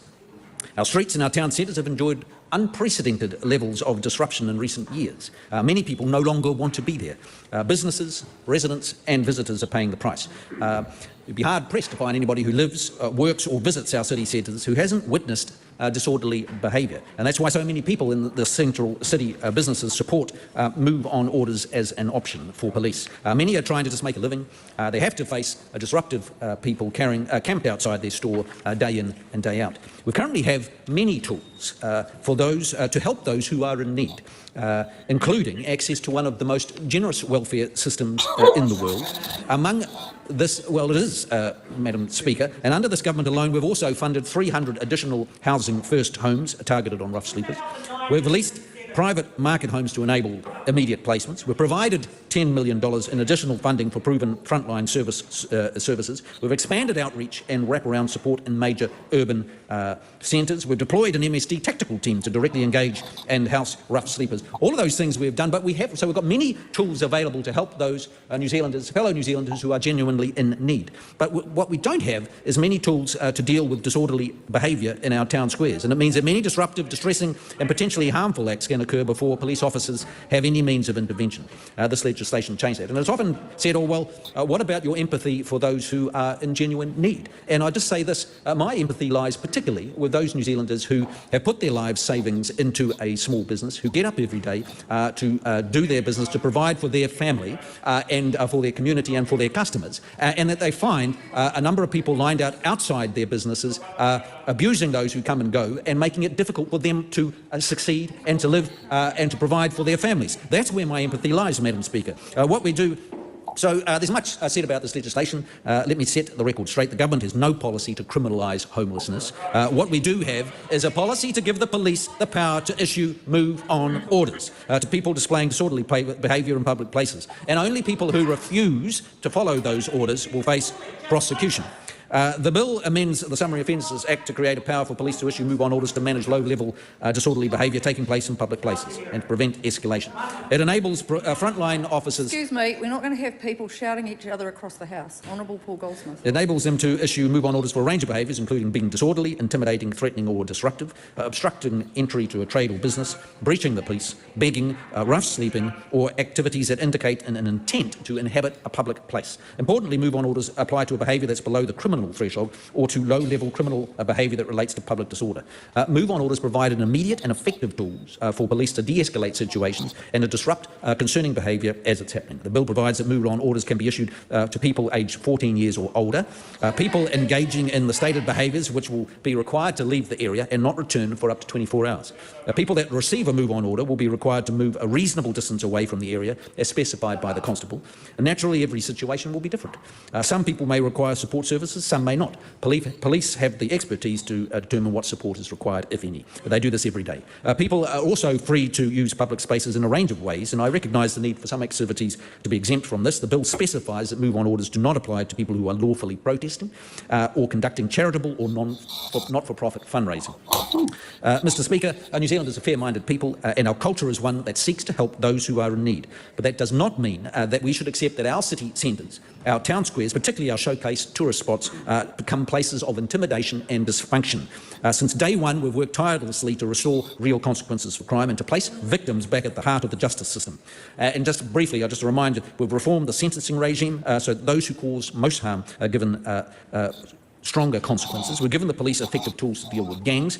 We've stopped taxpayer funding for the proliferation of cultural reports. We've given victims of sexual assaults the power to determine if offenders are granted permanent name suppression. We've restored three strikes, and we've criminalised stalking legislation, which is actually taking effect next week. And the good news is that we're making progress. Our focus is reducing the number of victims of crime, and the number of victims of serious violent crime is now 49,000 fewer than when we came into government. But the work is far from over, and this is one area that still requires attention, urgent attention, and that is disorderly behaviour on our town squares and in our streets. And so our focus is ensuring that we reclaim those streets and those town centres for the enjoyment of people who live there, who work there, who visit there, and who live there, Mr Speaker. And Madam Speaker, on that basis, I commend this bill to the House.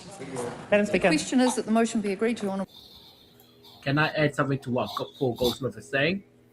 Okay, I was going to read the read the bullet point summary of the bill first. Sorry, I'll let you do it and then I'll jump in on Okay, so before Alex interrupts, so here's what ChatGPT brings up as a summary of the bill. It gives the police power to move on orders to address low-level public disorder in public places, intends to improve public safety, maintain public order, and support small businesses and CBDs. Anyone over the age of 14 can receive a move-on order. Police can order a move-on order if you act in disorderly, intimidating, threatening, or disruptive manner, obstructing access to a lawful business or workplace, breaching the peace, begging, or rough sleeping. What a move-on order can require is leave a public premises, move a specific distance away. What is the specific distance? We do not know. Stay away for up to 24 hours. Well, yep, okay, that could be very interesting. It does have an exemption for public for protests or demonstrations. So if you have your anti-abortion protests outside the Wellington Hospital, they can sit there and remain under that protest. Or was it also for freedom camping? Which actually, that could become quite interesting, because what about those who freedom camp who are homeless? That does have a thing. And if you're engaging in charity or not-for-profit fundraising, well, that could be quite interesting. So, so if you're the Salvation Army with your bucket for an appeal or the Wellington City Mission, you can't be moved on. But if you're the Jehovah's Witnesses who sit there and go and stand outside and want to talk about their religion, they could be moved on under move-on orders based on what the summary of there. Now, I'll be honest, in Wellington, I do speak to a lot of Jehovah's Witnesses, especially when I have a good working relationship. When I join the religion, no. But I do respect the people who sit there and do the work that are in there. Police powers will be able to attain identifying details, issue the order, serve the order. So hopefully they have a pad that can write that out. Police must explain the effects of the order, how long it's asked, and the consequences for breaching it. New offence is created. A person commits an offence if they refuse to remain where detained after being cautioned, refuse to provide biographical details.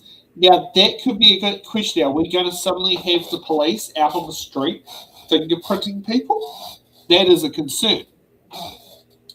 Okay, provide details that police reasonably are false, such as say, "Hi, my name's Christopher Luxon, and I've got some hair on, and what do you got? My dad's the Prime Minister of the country." Sort of thing there. And the maximum fine is $500. Now, the question is the fine a police-issued fine or a court-appointed fine? If it's court-appointed fine, it basically will cost more to prosecute than what it will get out of the fine. A person also commits offence if they knowingly or recklessly fail to comply with a move-on order without a reasonable excuse, such as, maybe you need to go to the toilet that's next door to the Newtown Library. That might be deemed a reasonable excuse. Youth protection is to protect for children aged 14 to 17 under the Oranga-Tamaniki Act. That comes into 1 month after royal assent and affects its tool for police to remove people from public places before behaviour escalates into serious offending, while expressly protecting lawful protest activity, freedom camping, and charitable fundraising. So, Alex. I've got something to say about moving on to homeless. Yeah, I live in the Lower Hutt area, and I noticed at Queensgate Mall there's not much bigger there. But the problem with these move-on orders is these people will go to other areas rather than, say, for example, if they're given a move-on order, they may go into a residential area instead, if you know what I'm saying. Well, exactly. I can tell you right now, every time we have Newtown Market on Saturday, we will have people will come out begging. They come specifically near the market to beg. Now, Damien won't let them in the property to beg. That is a fundamental rule of Damien's, is that you're not allowed to beg on the property, which is, fair enough. I mean, he's paying to run the market there. He's not, he's not a charity. That sort of thing there. But that at the same time, So people do that. I do know that people park themselves outside ATMs. That is something that's something I find frustrating with the begging, is the ones who park outside ATMs, because that is a threatening and intimidating thing. I had one time we're banking and I dropped one of the notes and quickly grabbed it, and the beggar goes, actually, that's mine. You must give it to me. And I go, oh, so my hard-earned money's got to pay for that to go to you, so then I end up homeless. Get real. But, some people will sit there and do that, because it was one that slipped out as I was banking it into the machine. That is common in Kilburnie. That you get hanging around the ATMs, and in Kilburnie, that's where some of the smart ATMs are. Like, typically, I tend to go into the CBD to do banking, so I'm less likely to have that happen. So that commonly does happen, is they tend to come out for certain events. I mean, rent-a-beggar is a common term that's referred to in Wellington, which certain beggars that don't live in Wellington come out to Wellington when cruise ship day happens. No, I mean, Luxon sat there and says that happens all the time for, was it?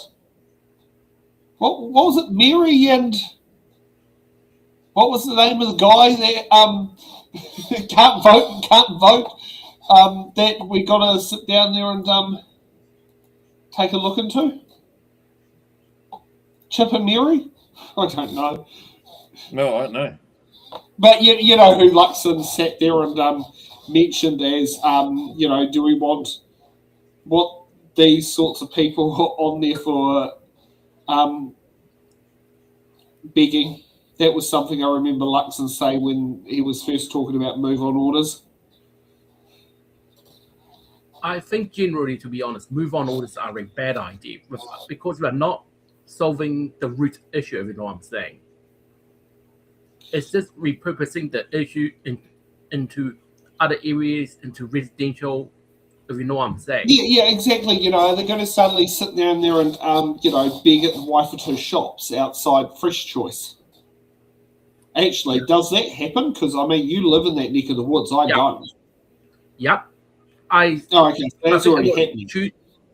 Yep, because on Tuesday, when I was getting my hair cut nearby the hospital, two of them were sitting outside the barber's shop. Yeah.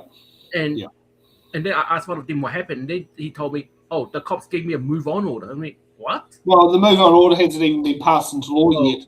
So the person's talking a load of shit.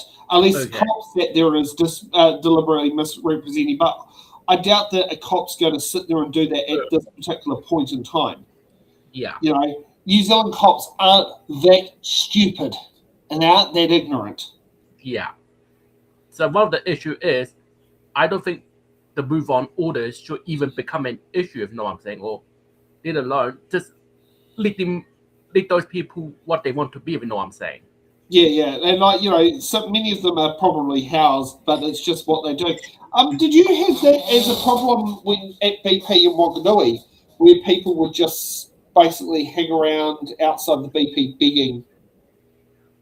Was that common in Wanganui? Oh yeah, that was a common thing. it happened in Wanganui, and I, like, head office told us, don't confront them, or yeah, well, you're not there to protect your customers and your younger staff members. So I just go out and say very politely, it just depends who it was first. If it was a very big fellow, I'd go, hey bro, talk to him and say, look, thing is, we don't want you here to do this now. I've got a couple of options. I can ask you to leave politely, or I can ring up the police and they'll come and give you a trespass notice. And it means that you'll be trespassed from here.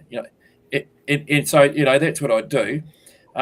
If I got any lip then, but there was other times when I go out there and there was like I had I think they were I don't know whether they were can't remember whether they were I don't think they were Jews. It might have been anyway overseas tourists, a young couple, and they were standing they thought that I couldn't see them. They were standing just away from the window, but I could see these people congregating around someone. Yeah. So I went out there and they had, could you please give us money for petrol? And I said, sorry guys, you'll need to go away now. And the guy goes, well, I said, if, and he goes, oh, I said, no, I've already told you, go. The next thing that'll happen is, if our police turn up, then you might be in serious trouble. And so they left. She was wanting to go anyway, but he was just trying to be. But I mean, I can actually understand the move on orders to a point. Yeah.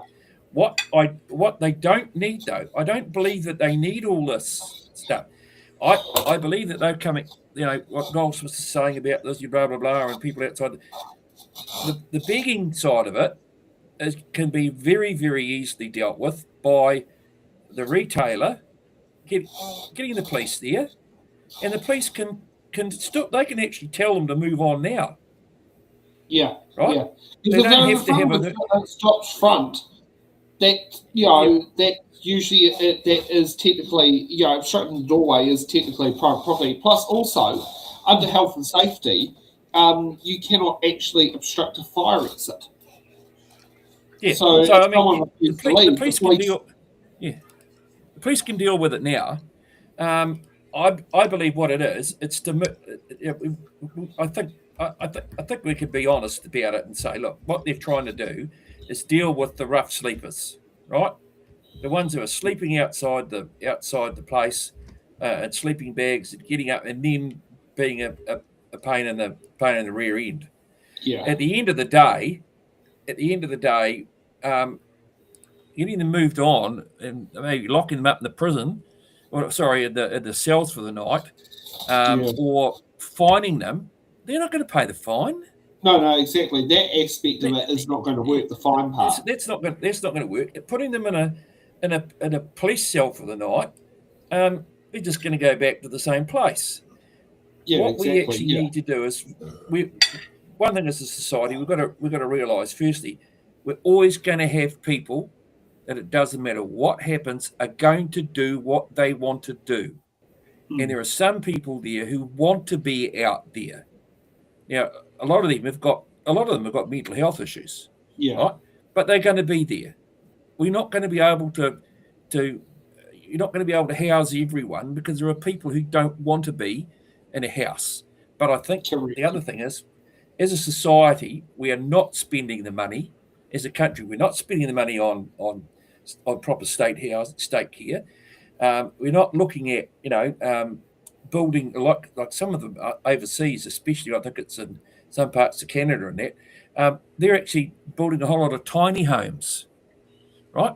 Yeah. And they're putting people in tiny homes, and you get the stories where some of them wreck them and that. But you get that anywhere. You get good renters and bad renters, but most of them are quite happy, and most of them, but you're still going to get the beggars. You're still going to get the rough sleepers. Putting through a legislation, all this is, of course, is to me, I believe it's just again a thing to try and get them back and see what we're doing. We're doing this with these rough sleepers. This is what we're doing, and then you get the people who don't like these rough sleepers anyway. Yeah, the government's doing that. We'll save them up. But at the end of the day, we're not actually solving a problem. We're actually just making our overworked police force having to do more matters. Yeah, and clogging up our court system. Yeah, I mean, what I'm saying is it can be dealt with now, and the rough sleepers, you'll find in Wanganui that a lot of the cops, some of the cops are really good. They'll actually go and talk to the guys who are rough sleepers, and they will actually call the outfits that can help them. Most of the cops in Wanganui are really good like that. They'll do that because they don't want to see people out in the street. And I don't believe most police want to actually have to go in there and deal with people with a piece and get them a fine. They'll do it because that's their job if it's legislated. But to me, this is just another piece of political bullshit. Yeah, no, and I definitely know our community constables in Newtown. They tend to intervene. with the public nuisance stuff, so that a general dispatch officer doesn't deal with it, because 9 times out of 10 they know who the people are, the people know who they are, and so they will trust the community constable over a general constable coming from the Central Wellington Police Station, because we do have a thing that's in Newtown. It's based out of the Givealittle Police Station, but it's effectively the community aspect of in Newtown. We have a series of, it's one lead cop and then 4 that sit underneath it. One of them is dedicated to Newtown specifically, and one of them overlooks the whole area. But they basically they will intervene on local issues to prevent them ending up in the basically having to. It's a nice little spot, Newtown. When I had to go to the hospital a few times down in Wellington, of course that's right across. We stayed right across the road from the hospital, and when I quite like going up there, it was the only thing that I felt sorry for those small businesses that. With the cycle lanes, all these little businesses. Actually, that that cycle lane's actually been quite well used. In its first year, it had triple-digit growth figures. Yeah, I was just thinking about the guys that had the businesses there, though. You know, yeah, but some of them were already on their way out. Like there are people who have made publicity statements they're moving to get free media, when reality land is they weren't renewing their lease, or their lease wasn't getting renewed. Oh, okay. This is the interesting thing about a good residents association. We actually know the sort of shit. We know when people are like pulling the wool over people's eyes. We had one particular person who is believed to have faked shut down her business. So she claims her business didn't operate for 4 months. However, if you sit there and take a look at the business, you still saw fresh flowers within it, and also like an average like florist business. They typically tend to have like funeral parlours and that on contract. All right. Like I know a florist in Newlands, and 90% of business is funerals. All right. So she said that's on contract. All right. So she said anyone who sits there, and most decent florists will have a lot of their business on contract, and then their non-contract stuff will be the weddings, or will be those random people popping in and say, "Hey, I'd like a bouquet of flowers." It's interesting. Newtown Green Growth down the end's actually thrived since Cycle Lane's gone down, but they were one of the businesses that actually supported it. And that's in turn actually got a lot of the cyclists feeling comfortable spending their money at that business. So, it's a juggling act on that one there, but it's like, where do you draw the line? And considering many of the people who are parking I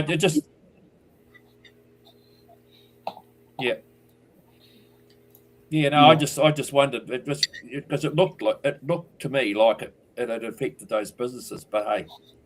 Yeah, some of them were closed down. Like Hospital Confectionery was closed before the cycle lane was put in, and it was a dairy that used to be by the motels where you're describing on Ridderford Street. There used to be a dairy along there, and that hasn't been there for at least 5 years. It's COVID. Pre-COVID it closed, but people have blamed the cycle lane for it, despite the fact the cycle lane came like 2 years after it happened. Oh, okay. Yeah, it's a bit like the businesses that. It's a bit like some of the businesses that went under that blamed COVID when they were already going under anyway, didn't it? Correct. Yeah. Okay, let's get on to our second speech, because we spent a fair bit of time gas-bagging. Let's get on to Carmel Cepoloni. Carmel Cepoloni. Madam Speaker, we will not be supporting this bill, and I'm going to go into great detail as to why. Very difficult to listen to the Minister speak to this bill and promote this bill, particularly given we have had the Ministry of Justice say that there was no evidence that move-on orders would reduce crime. We have had the police come out opposed to criminalising rough sleeping, and we have had Treasury state very clearly that the costs of this would outweigh the benefits. So why would the government, when presented with all of this advice and evidence against what they are doing, still move ahead with their move-on orders? It is purely ideological, and it is sad that this is the state of the government that we have at the moment leading the country. Today we had Paul Goldsmith stand up and talk about the fact that we have the most generous welfare system, as if all the poor people who are living on welfare are wealthy or doing well and they should be grateful. Earlier today I saw that Nicola Willis was talking about those being in social housing having one lotto, as if being poor and having to rely on social welfare or social housing is a lotto win. What is this government up to? It is crazy. Crazy that Paul Goldsmith would stand here today and talk about how these move-on orders are about addressing disorderly behaviour when two of the categories that people can be moved on for are simply being homeless and begging. So homelessness and begging, according to the definition of that minister, is disorderly behaviour and requires the attention of the justice system. The only injustice to those people being homeless is the fact that they are homeless and they are living in poverty. They are not causing any injustice against Minister Paul Goldsmith and general members of the public. Is it nice for us in our whānau to be walking in public places and to see homelessness in real life at our shopping malls and our CBD? No, it's not nice, and it's hard when you have to explain it to your kids. But it's even worse for the people that are actually living as homeless people because they have nowhere to lay down, no roof over their heads at night time. Madam Speaker, what really saddens me, frustrates me, is how we have got here. The social services in Auckland have been very clear with the government. They have seen increased homelessness as a result of their government's policies. The government decided to restrict the numbers of people who could get access to emergency accommodation, and now we have the City Mission and other social services saying that is why there's more people on the street. That government decided to cut the public housing build that was underway from the previous government when we were in charge, and then we wonder why we don't have the social housing for those people that need it. They sing their own praises by standing there and saying that they've invested in 207 additional housing first places when they've been told really clearly there are 940 people that are homeless.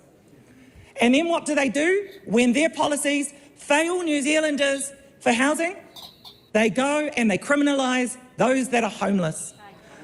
Do not talk to us about this being disorderly behaviour. Yes, in here it says that anyone that poses a threat is going to be asked to move on. But you have made the conscious decision to include in this legislation people who are homeless or are begging. And then you stand up in this House and you say you're not criminalising, despite the fact that if they don't move on, they can be fined or they can be sentenced.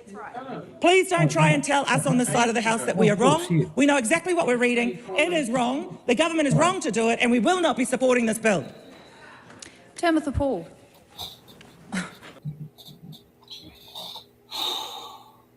Carmel, that was how do I call it, a brilliant speech. Yeah. Oh, it was, yeah. It was a speech you can tell there was frustration in it, but brilliant. Yeah. Any comments? I think next government need to address the social housing program, to be honest. I mean, the next government needs to address the social housing program, to be honest. Like, Chris Bishop has nothing to be proud of about slashing those housing programs, to be honest. I have a feeling he didn't want to sit there and do it, but his hands was forced. I have the same feeling too, but it's just like, I'll be honest, I think Chris Bishop is in the wrong party. Yes. Yes. Actually, I had someone ask me that at Whitby Community Market today. It's like, Chris Bishop, I go, an honest politician. To the national stand, they were quite shocked to hear that. I said, compared to other national MPs, he's honest. Yeah. You know, but the standard ain't high. Yeah. Oh, let's hear from MP from Wellington Central, Tamitha Paul. How dare the Minister of Justice get up and tell the House, not just today, but yesterday as well, that this is not criminalising homelessness. Because if they comply and go home, they're not going to be charged. The Minister realises they don't have a home, right? Where exactly are they supposed to move on? Should they go to your house? Don't mislead the public by saying that this isn't exactly what it is. The New Zealand public is smart enough to understand exactly what it is, and the Minister knows exactly what it is too, because when he was an Auckland City Councillor 10 years ago, or whenever it was, he was trying to pass a bylaw that made homelessness criminal. And when that didn't work, moved up to government and is trying it again. But this time, it affects people as young as 14. Where exactly are these kids meant to go? Would you like them to go sleep in a bush? Would you like them to go and sleep under a bridge? They have nowhere to go. They have no parents. They have no responsible adults. And now they will be caught up in the justice system for the rest of their life. How dare the Minister get up and say that they care about victims, that they care about intimidation, that they care about safety. The very same week, they cut funding to frontline sexual violence prevention organisations who work with people who have been raped and sexually assaulted. They don't care about safety and they don't care about victims. And what exactly is intent and intimidation anyway? Is that going to be a little brown kid wearing a hoodie? That someone walks into town and sees and feels intimidated because they're not supposed to be there? What exactly, when in our justice system could you punish someone before they've even broken the law because someone looks at them and makes an assessment that they are probably going to cause harm? You can't do that. That's exactly why there is a bill, why there's a report that's come out from the Attorney General saying that this bill contradicts people's human rights. And I don't see the ACT Party, Party of Freedom over there, standing up for all New Zealanders' freedom of movement, expression or speech when that is exactly what this bill contravenes. And I bet they're going to stand up and support this bill as well. This gallery right now is filled with people who know more about homelessness and how to actually deal with it than the government does. These are people who are actually on the front line, who do the outreach, who build up the trust with people who are rough sleeping and actually house them. And I don't know if the Minister ever listens to what these organisations say, but it is far cheaper and more humane to house people. It costs $200,000 to put someone in prison for a year. The Minister knows that. It is far cheaper to house them, to give them the mental health and drug addiction support that they desperately need. These are people who have fallen through the cracks, every single system. And the organisations that are there ready to help them are not getting the financial assistance that they need to do so. They're not asking the government to end homelessness overnight. They're asking the government to financially support the people who know how to end homelessness, because this bill, move on orders, will not end homelessness. It is more expensive. It is more cruel. That even the police do not support what you're trying to do. The police do not support criminalising homelessness. There were other options put in front of the Minister that didn't involve locking up and giving a $2,000 fine to people who have got nothing. Even the police, the people who are expected to enforce these move-on orders, don't support what the government is doing. Let's remember that homeless people are, in fact, the most unsafe people on the street. They are the most at risk. Let's not forget that. And let's not forget why homelessness has increased in the first place. Homelessness has shot up because the government decided to restrict access to emergency housing. Homelessness has gone up because the government has used all of their power and resources to reinstate no-cause evictions and to cancel the building of hundreds, if not thousands, of public homes. That is why there is homelessness, and the cruel injustice to arrest and move on people, but especially to those 14 to 18-year-olds, is disgusting. And then to today announce that you'll be making it more expensive to live in public housing and easier to kick people out of public housing. This gallery in here right now are ashamed of what this government is doing. Shame. Simon Court. Oh, can I feel free to show that AP News article to your viewers? I'm actually from close to that area in Hong Kong. You know, when the British government tried to, the British government in Hong Kong tried a very similar approach in the 1960s and 70s by forcing people off the streets. And they did it with police and paramilitary. And you know what happened? It backfired. Yeah. The British Army got deployed to remove squatters on force. It was a shameful history. And it's never taught at schools in Hong Kong at all. Never. Oh, no. I mean, well, put it this way now, they don't even teach the Mandarin. No, wrong word. Cantonese. And what happened was these squatters who were forced off the street, they congregated together and built their own homes. And by 2024, the government again decided to get rid of their homes. Yep. Oh, God. Yeah. And then they were said, I'm not sure, they were either rehomed in public housing or retirement villages or aged care because they were getting elderly. So when that area was due to be pulled down, there was huge resistance towards it because their children were living in it. Yeah. Yeah. Mm. It's, how is it? It's the same approach that never works, and it will backfire. Yeah, well, I think Tamara was spot on, especially the 14 to 18-year-olds. I mean, and as she mentioned, the brown youth with a hoodie on. Yeah, exactly. Oh, he's going to cause trouble, so let's deal with it. Now, look, I've got to be honest. I got accused of being a racist because I had a couple of, I had some young Maori guys from over the road. One of them came over the road from work.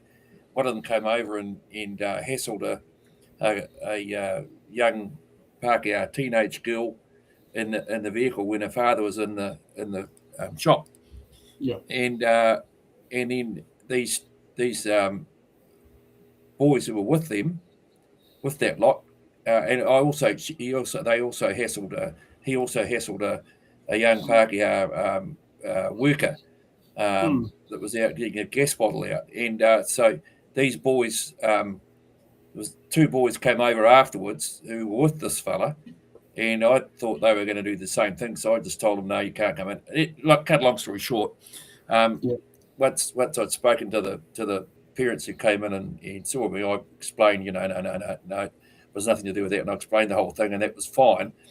But I mean, you're going to get shopkeepers, especially, who are going to panic. Again, if you've got police moving these fellas on, and I mean, we had the situations, didn't we, in Masterton, where the police used to take photos of the young Maori fellas. Now, I mean, it's going to impact. I mean, if they were just, all they're really trying to do is get rid of the homeless off the streets, right? That's what they're trying to do. And the people who are hassling people in shops, again, go back to they've already got the ability to do that. We don't need another tool in the box that's actually going to make things worse. I mean, you imagine the confrontation. Exactly right. Police have. I mean, this is something. Yeah. Now, this is something that you can definitely relate to. I remember when I was at BP Live-In, and graveyard shift was the only time that pumps were on prepay, and the number of white people used to come and say, but that only applies to the blacks or to the browns, and that used to absolutely disgust me on that one, because it's like, what was that again? Sorry, what was it? What was that last bit again? Oh, the pumps on prepay signs only apply to the blacks or the browns. Oh. Yeah, but I mean, also we had during the day where people would sit down there and like misunderstand the sign that said cashier needs to activate the pump. That also caused problems for people as well. Because the worst ones I had were the ones who were like, they'll go there, their friend will get to the counter, they'll pick up the pump, so you can't actually prepay it because they leave it to literally when the person picks it up. So your only option is authorize it, and you have to wait for them to finish. And But I remember that was often sat there and said. But yeah, I mean, how quick people would sometimes bring out the race card. Yeah, in Wanganui we had. I mean, at the end of the day, BP has a way of dealing with the loss of fuel, though, and that is to actually do what Z have got now. Z, they still open the pumps, but what they could do is, if they really wanted to stop drive-offs, they could just you've got to use a card at the pump. Yeah. Right. Yeah. You got enough staff. Well, you make sure you've got enough staff so that those staff can be like at the supermarket where they go and help people with who are serving themselves on the thing. Those staff could go out and help Mrs. Smith. Use her card. I mean, there's not many places. I think Zed's probably one of the only places now in Wanganui, with even BP, the only two places in Wanganui where you can get fuel without paying for it first, without using a card. I think Celtics has still got people going out and helping people. So the person that goes out and helps, so they don't get the same amount of drive-offs, but at night they prepay. Yeah, exactly. But actually, I'm trying to think.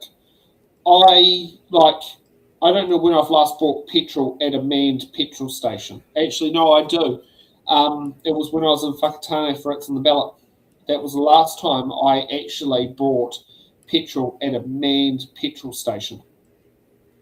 Because I normally go to the unmanned ones because they're cheaper.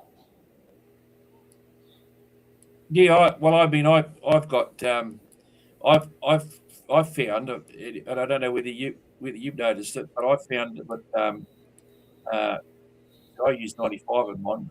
91's crap still. My car. I found the prices with 95 in Wanganui anyways pretty much of a muchness. And 95 is the other thing is you'll find that the pack and saves and the NPDs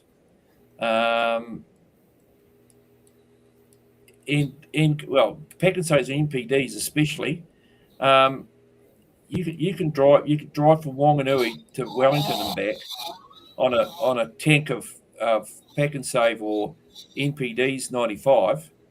Yeah. You're not gonna get the same mileage as if you use zero BPs. Yeah. So that's I know what you mean. Yeah, because I remember for my little red Altos, it was Gal 91. Gal 91 was the one it ran the best on if I was doing long distance driving. But when I was driving around the city, it was BP or Caltex 91. Yeah. Yep. But I won't have that problem soon. We'll be driving an electric vehicle soon. So. I'm looking at heading down that same path soon. Fingers crossed. Yeah. Okay, let's get on to Simon Court.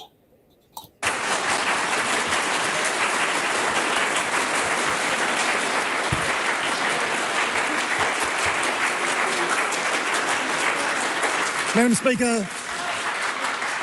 Can I just remind the gallery that the gallery members are here to listen, and so we are now disrupting the speeches by that noise. So just please respect the process that we are going through. I have called Simon Court. We'll start again. Thank you, Madam Speaker. Well, what you've heard from Labour and the Greens is an exercise in the most disgusting act of political gaslighting that I've heard in my 6 years in Parliament.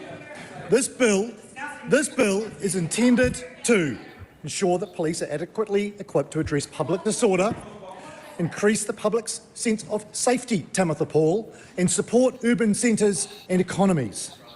They're acting, Labour and the Greens, like the experiences of small shop owners, the experiences of commuters and people who live in our urban centres who experience some of the most appalling behaviours, disruptive behaviours this bill seeks to address are not real. You are denying the lived reality of young people who I've worked with in the central city, in K Road and other businesses who told me they were afraid to come to work until it was light because of the intimidation and fear they felt from people who they could identify as being regularly occupying places in public spaces. You're denying the lived reality the Speaker of is people not. who live, Madam Speaker. The Greens and Labour are denying the reality of people who choose to live in our urban centres, where with all the enormous investments in infrastructure like City Rail Link in Auckland, we want people to come and live. And so to be able to make those places and spaces feel safe and welcoming and encouraging for those who we want to enjoy our cities is part of what we're doing here today.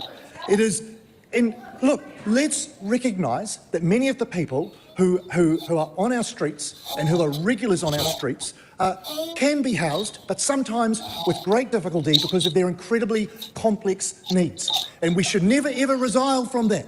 We know that this requires a great deal of effort from government, local government, social agencies and NGOs, and we should always be prepared to support these people to find safe places to live, to get help for mental health and addiction issues, and to help them. And Steve Abel, to ask why aren't we, assumes nothing's been done, and that is not the case. There are many agencies involved in engaging with people who have tough lives and who, maybe for no fault of their own or some poor decisions, have ended up on the streets. We need to be able to help them, but we should not pretend in any way that providing police with the power to say, hey, look, you can't sleep in the shopkeeper's doorway because they can't get into their premises. You're out here to an individual who's hanging outside a public transport facility, calling out to passers-by, or what I've seen working in the side streets of K Road where my construction project officers were starting early in the morning, people half-clothed who defecated in doorways, and those are the actual lived experiences for people I work with, particularly for young staff, graduates and interns coming into construction businesses,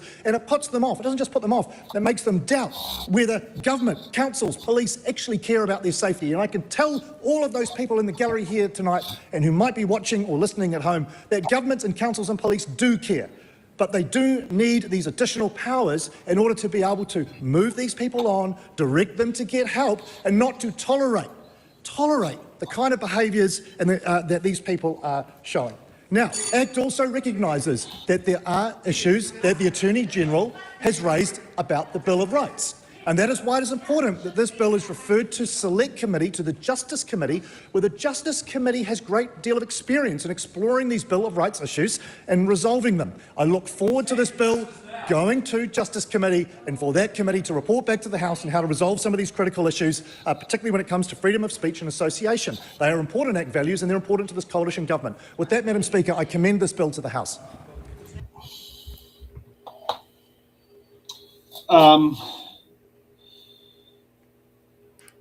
The saying goes, every accusation is a confession. What Simon Court is confessing is he's done some pretty nasty things. Yeah, as I say, I rate him very poorly. Put it this way, I've got no intention of having him on the Order Paper podcast to talk about his legislation or his bills. Who is he? He's an ACT MP who is probably one of the most idealistic ones out there, who every time I hear it, he's currently been on the latest craze is attacking Wellington City Council for what he thinks is wrong in public posts, and the part that really gets it is every time he's attacking something, he ends up attacking private infrastructure that's on public land. His best one was criticising. So in Wellington, there's a lot of concrete lampposts which used to have power lines running on them that just now have streetlights, which are owned by Wellington Electricity. And he'll criticise the council for not fixing them, but the council don't own them. Wellington Electricity does. The only thing the council does is pay for the streetlights to run through it. He was the one who asked it was a submission on benefit sanctions about menstrual cups. If you remember when that happened, he asked. It was a particular submitter about wouldn't it be better for beneficiaries to buy menstrual cups from Chemist Warehouse and the bill was about benefit sanctions. Oh, yeah. No, what? Yeah, no, because I never actually. I've never taken any notice of him before. Now I know why. Yeah, exactly. He's one of those lot where he's not ex best and brightest. Is he high up in their list or? He's in the top 10. Well, last election he was in the top. Last 2 elections he was in the top 10. Yeah, it'd be nice if their vote went down a bit, just enough for him to bugger off. Be good, wouldn't it? Oh God, yeah, no, no. There are some better ACT MPs who could be in there, like Tom Stevenson, who you might not rate that flash, but boy, he's better than Simon Court. Yep. Yeah, no, Simon Court is an MP who I have no intention of having on the Order Paper podcast. There are standards you've got to actually be on here, and I'm sorry, Simon, but you actually really don't meet that standard. Mm. And here's the thing is, we had Laura McClure on here, and it was actually a very good show. Yeah. Shame we couldn't have you on there, but I think you would have added a lot to it. Yeah. Yep. Yeah. Okay. Casey Costello. Honourable Casey Costello. Madam Speaker, I rise on behalf of New Zealand First to speak in support of the Summary Offences Move On Orders Amendment Bill. Unlike some across the other side of this House, Madam Speaker, New Zealand First knows what quality police officers patrol our streets and the great decision makers they are in enforcing law. I am not going to be performative and decry that this is a homeless bill. That is not what this bill is about. This bill is about providing powers to intervene to prevent a certain type of conduct and behaviour. Madam Speaker, I'm the Minister of Seniors. I understand how important it is for older people to feel connected and engaged in their communities, how important it is that they can feel like they're part of the cities they live in, that they have the right, just as everyone does, to be able to enjoy those inner city spaces. And that is exactly what this bill is doing. It is returning our streets to the communities that own them, not allowing us to be intimidated and to be frightened to just be in our own cities. This is not a homelessness attack. This is an attack on certain types of conduct that intimidate and refuse to allow our cities to be free and open spaces for those who belong to those towns to enjoy, those that work in the cities, those that commute, those that just want to be in the cities and enjoy those spaces. Madam Speaker, New Zealand First knows the quality of our police force. They know that this is not uncontrolled powers. This is about having a conversation with people and telling them to move on, that their conduct is not appropriate. And if they refuse to move on, if they refuse to provide their details, if they refuse to comply, then it is their choice to have the situation escalated by the powers that this bill presents. But this is not about telling you to go home, as the member from the Green Party suggests. This is about not being in the place that is causing intimidation to the public. That is exactly what it is. And those who like to live in this fantasy world that we don't know what it's like out there, I live in South Auckland. I know exactly the situations we're trying to deal with. I know the need to ensure that our communities are connected, engaged and supported. I am the Minister for Seniors and I speak to the older people who feel that they can no longer use their inner city centres, that they feel intimidated. So this is about a power that allows the police to intervene, allows the police to do something rather than wait for criminal offences to occur, to preemptively take action, to de-escalate. That is exactly what this bill is producing, and that is why we fully commend this bill to the House.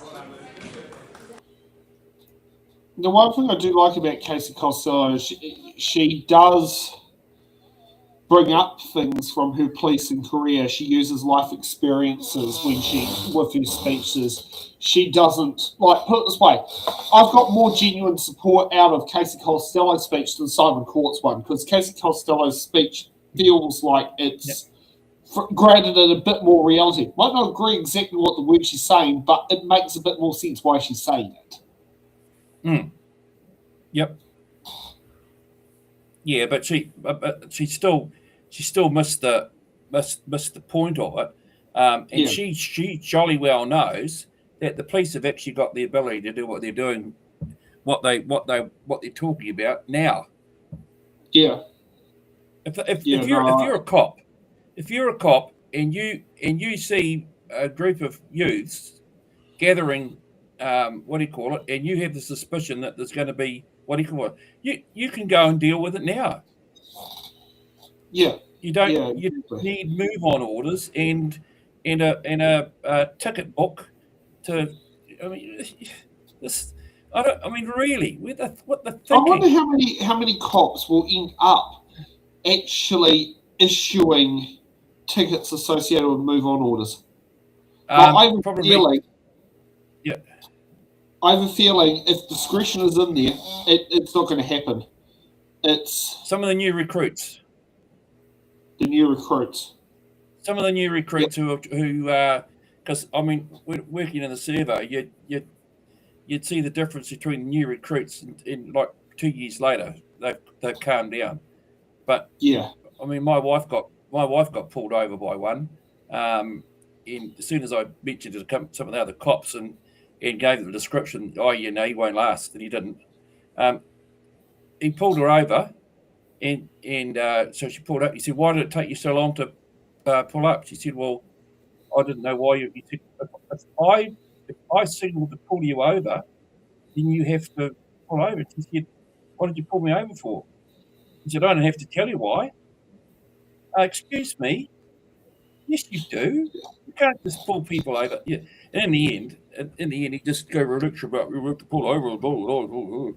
As soon as I said it to the guys, I gave the description. They said, "Oh, no, he's not going to stay as a police officer," and he didn't, because he kept doing that stuff, and he got into the pulling over some of the young ladies who were a little bit younger than him, and so that lost him his job. Yep. What an awkward way for that to happen. But some people, I do believe, when they get into that, they want to be in that role for power, not necessarily for. Yeah. Most of them, I don't believe most of them are like that. The ones that go into it for that, they don't last.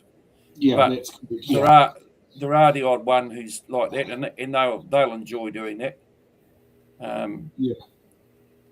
But in Wanganui, I don't see many of the cops actually going after the odd one that you see, odd gang member that you see with a gang patch on. I don't see cops dealing with that here much at all.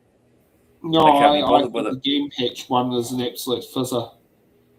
Yeah, but again, it was political. It was a political thing. It was just to get votes. This is what we're doing, and I think this is exactly the same. If this wasn't an election year, I don't think it would be coming up, to be honest.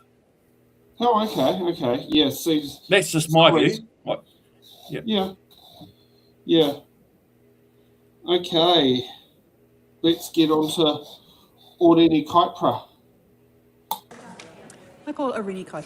He te pika rise to the voices of those silenced across Mairohi of Tamaki Makaurau, in particular the 940 people that we know of who are without warm, dry, safe and stable homes. I stand to speak to a bill that Minister Goldsmith himself said just a couple of hours ago during question time in this very house criminalises a refusal to move on. And that's exactly what makes this legislation absolutely flawed. It doesn't address homelessness, it criminalises it. I'm not debating this bill as if it concerns people I've not met. I know the faces of those it targets. I've sat with them on Queen Street. I've shared kai with them at Merge Cafe on Karangahape Road. I've listened to their stories alongside the Māori wardens of Matarora by the downtown car park. I keep connected with our rangatahi who were once homeless but now thriving under the manakitanga of organisations like Manaki Rangatahi and Māti Huruhuru.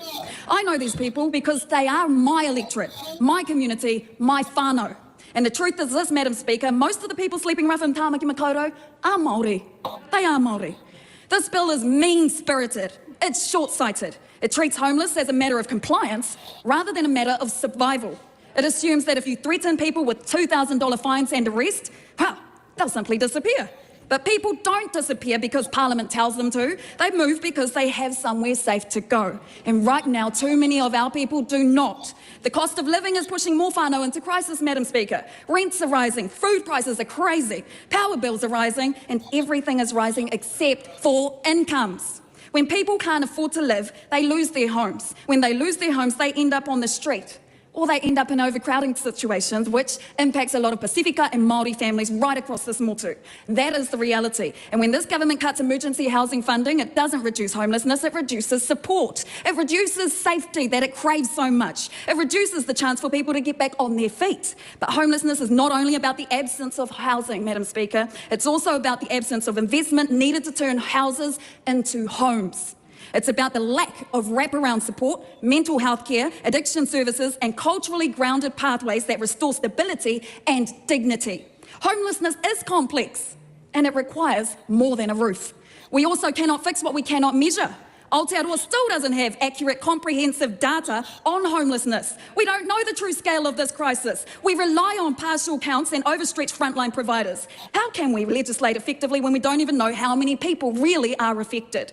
Te Pāti Māori, our movement, believes in real solutions that last for generations and not just for 3 years. We believe that everyone in Aotearoa should be fed, should be housed, and should have enough income to live meaningful lives. That's why we support making the minimum wage a living wage. That is why we support removing GST from kai so that whānau can afford to eat. And that is why we believe the 112,000 empty homes across this country should be made available to those who need the homes right now.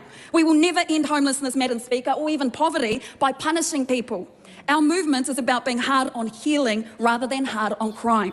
And there is a real solution sitting right here in this parliament. It is called the Youth Homelessness Prevention Bill. That is the bill I introduced in the first 70 days of my term here as an MP.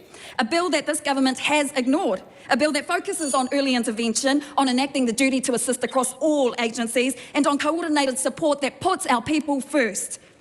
The system is continuing to fail us and our people. It is not a symbolic gesture, this bill. It's a practical, evidence-based pathway to ending homelessness, not just managing it, not just shifting out of sight, but ending it once and for all. It's a long-term solution grounded in dignity, community, and the lived realities of our rangatahi and our rangatahi need better rangatira than what we have in this whare right now. I look you straight in the eye and I tell you that our people need to register on the enrolment, register to vote this year. That is the only way we can make great impact right now. Vote this government out. I loved what Odini was wearing. I was like, when I looked, I was like, what the hell? You've been to the hairdresser and you're dressed in pink.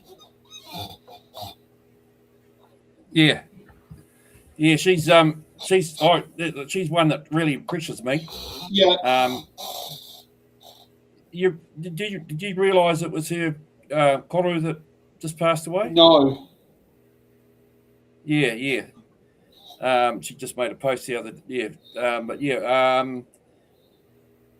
so I'm hoping that she'll stay there. Obviously, because she's brilliant.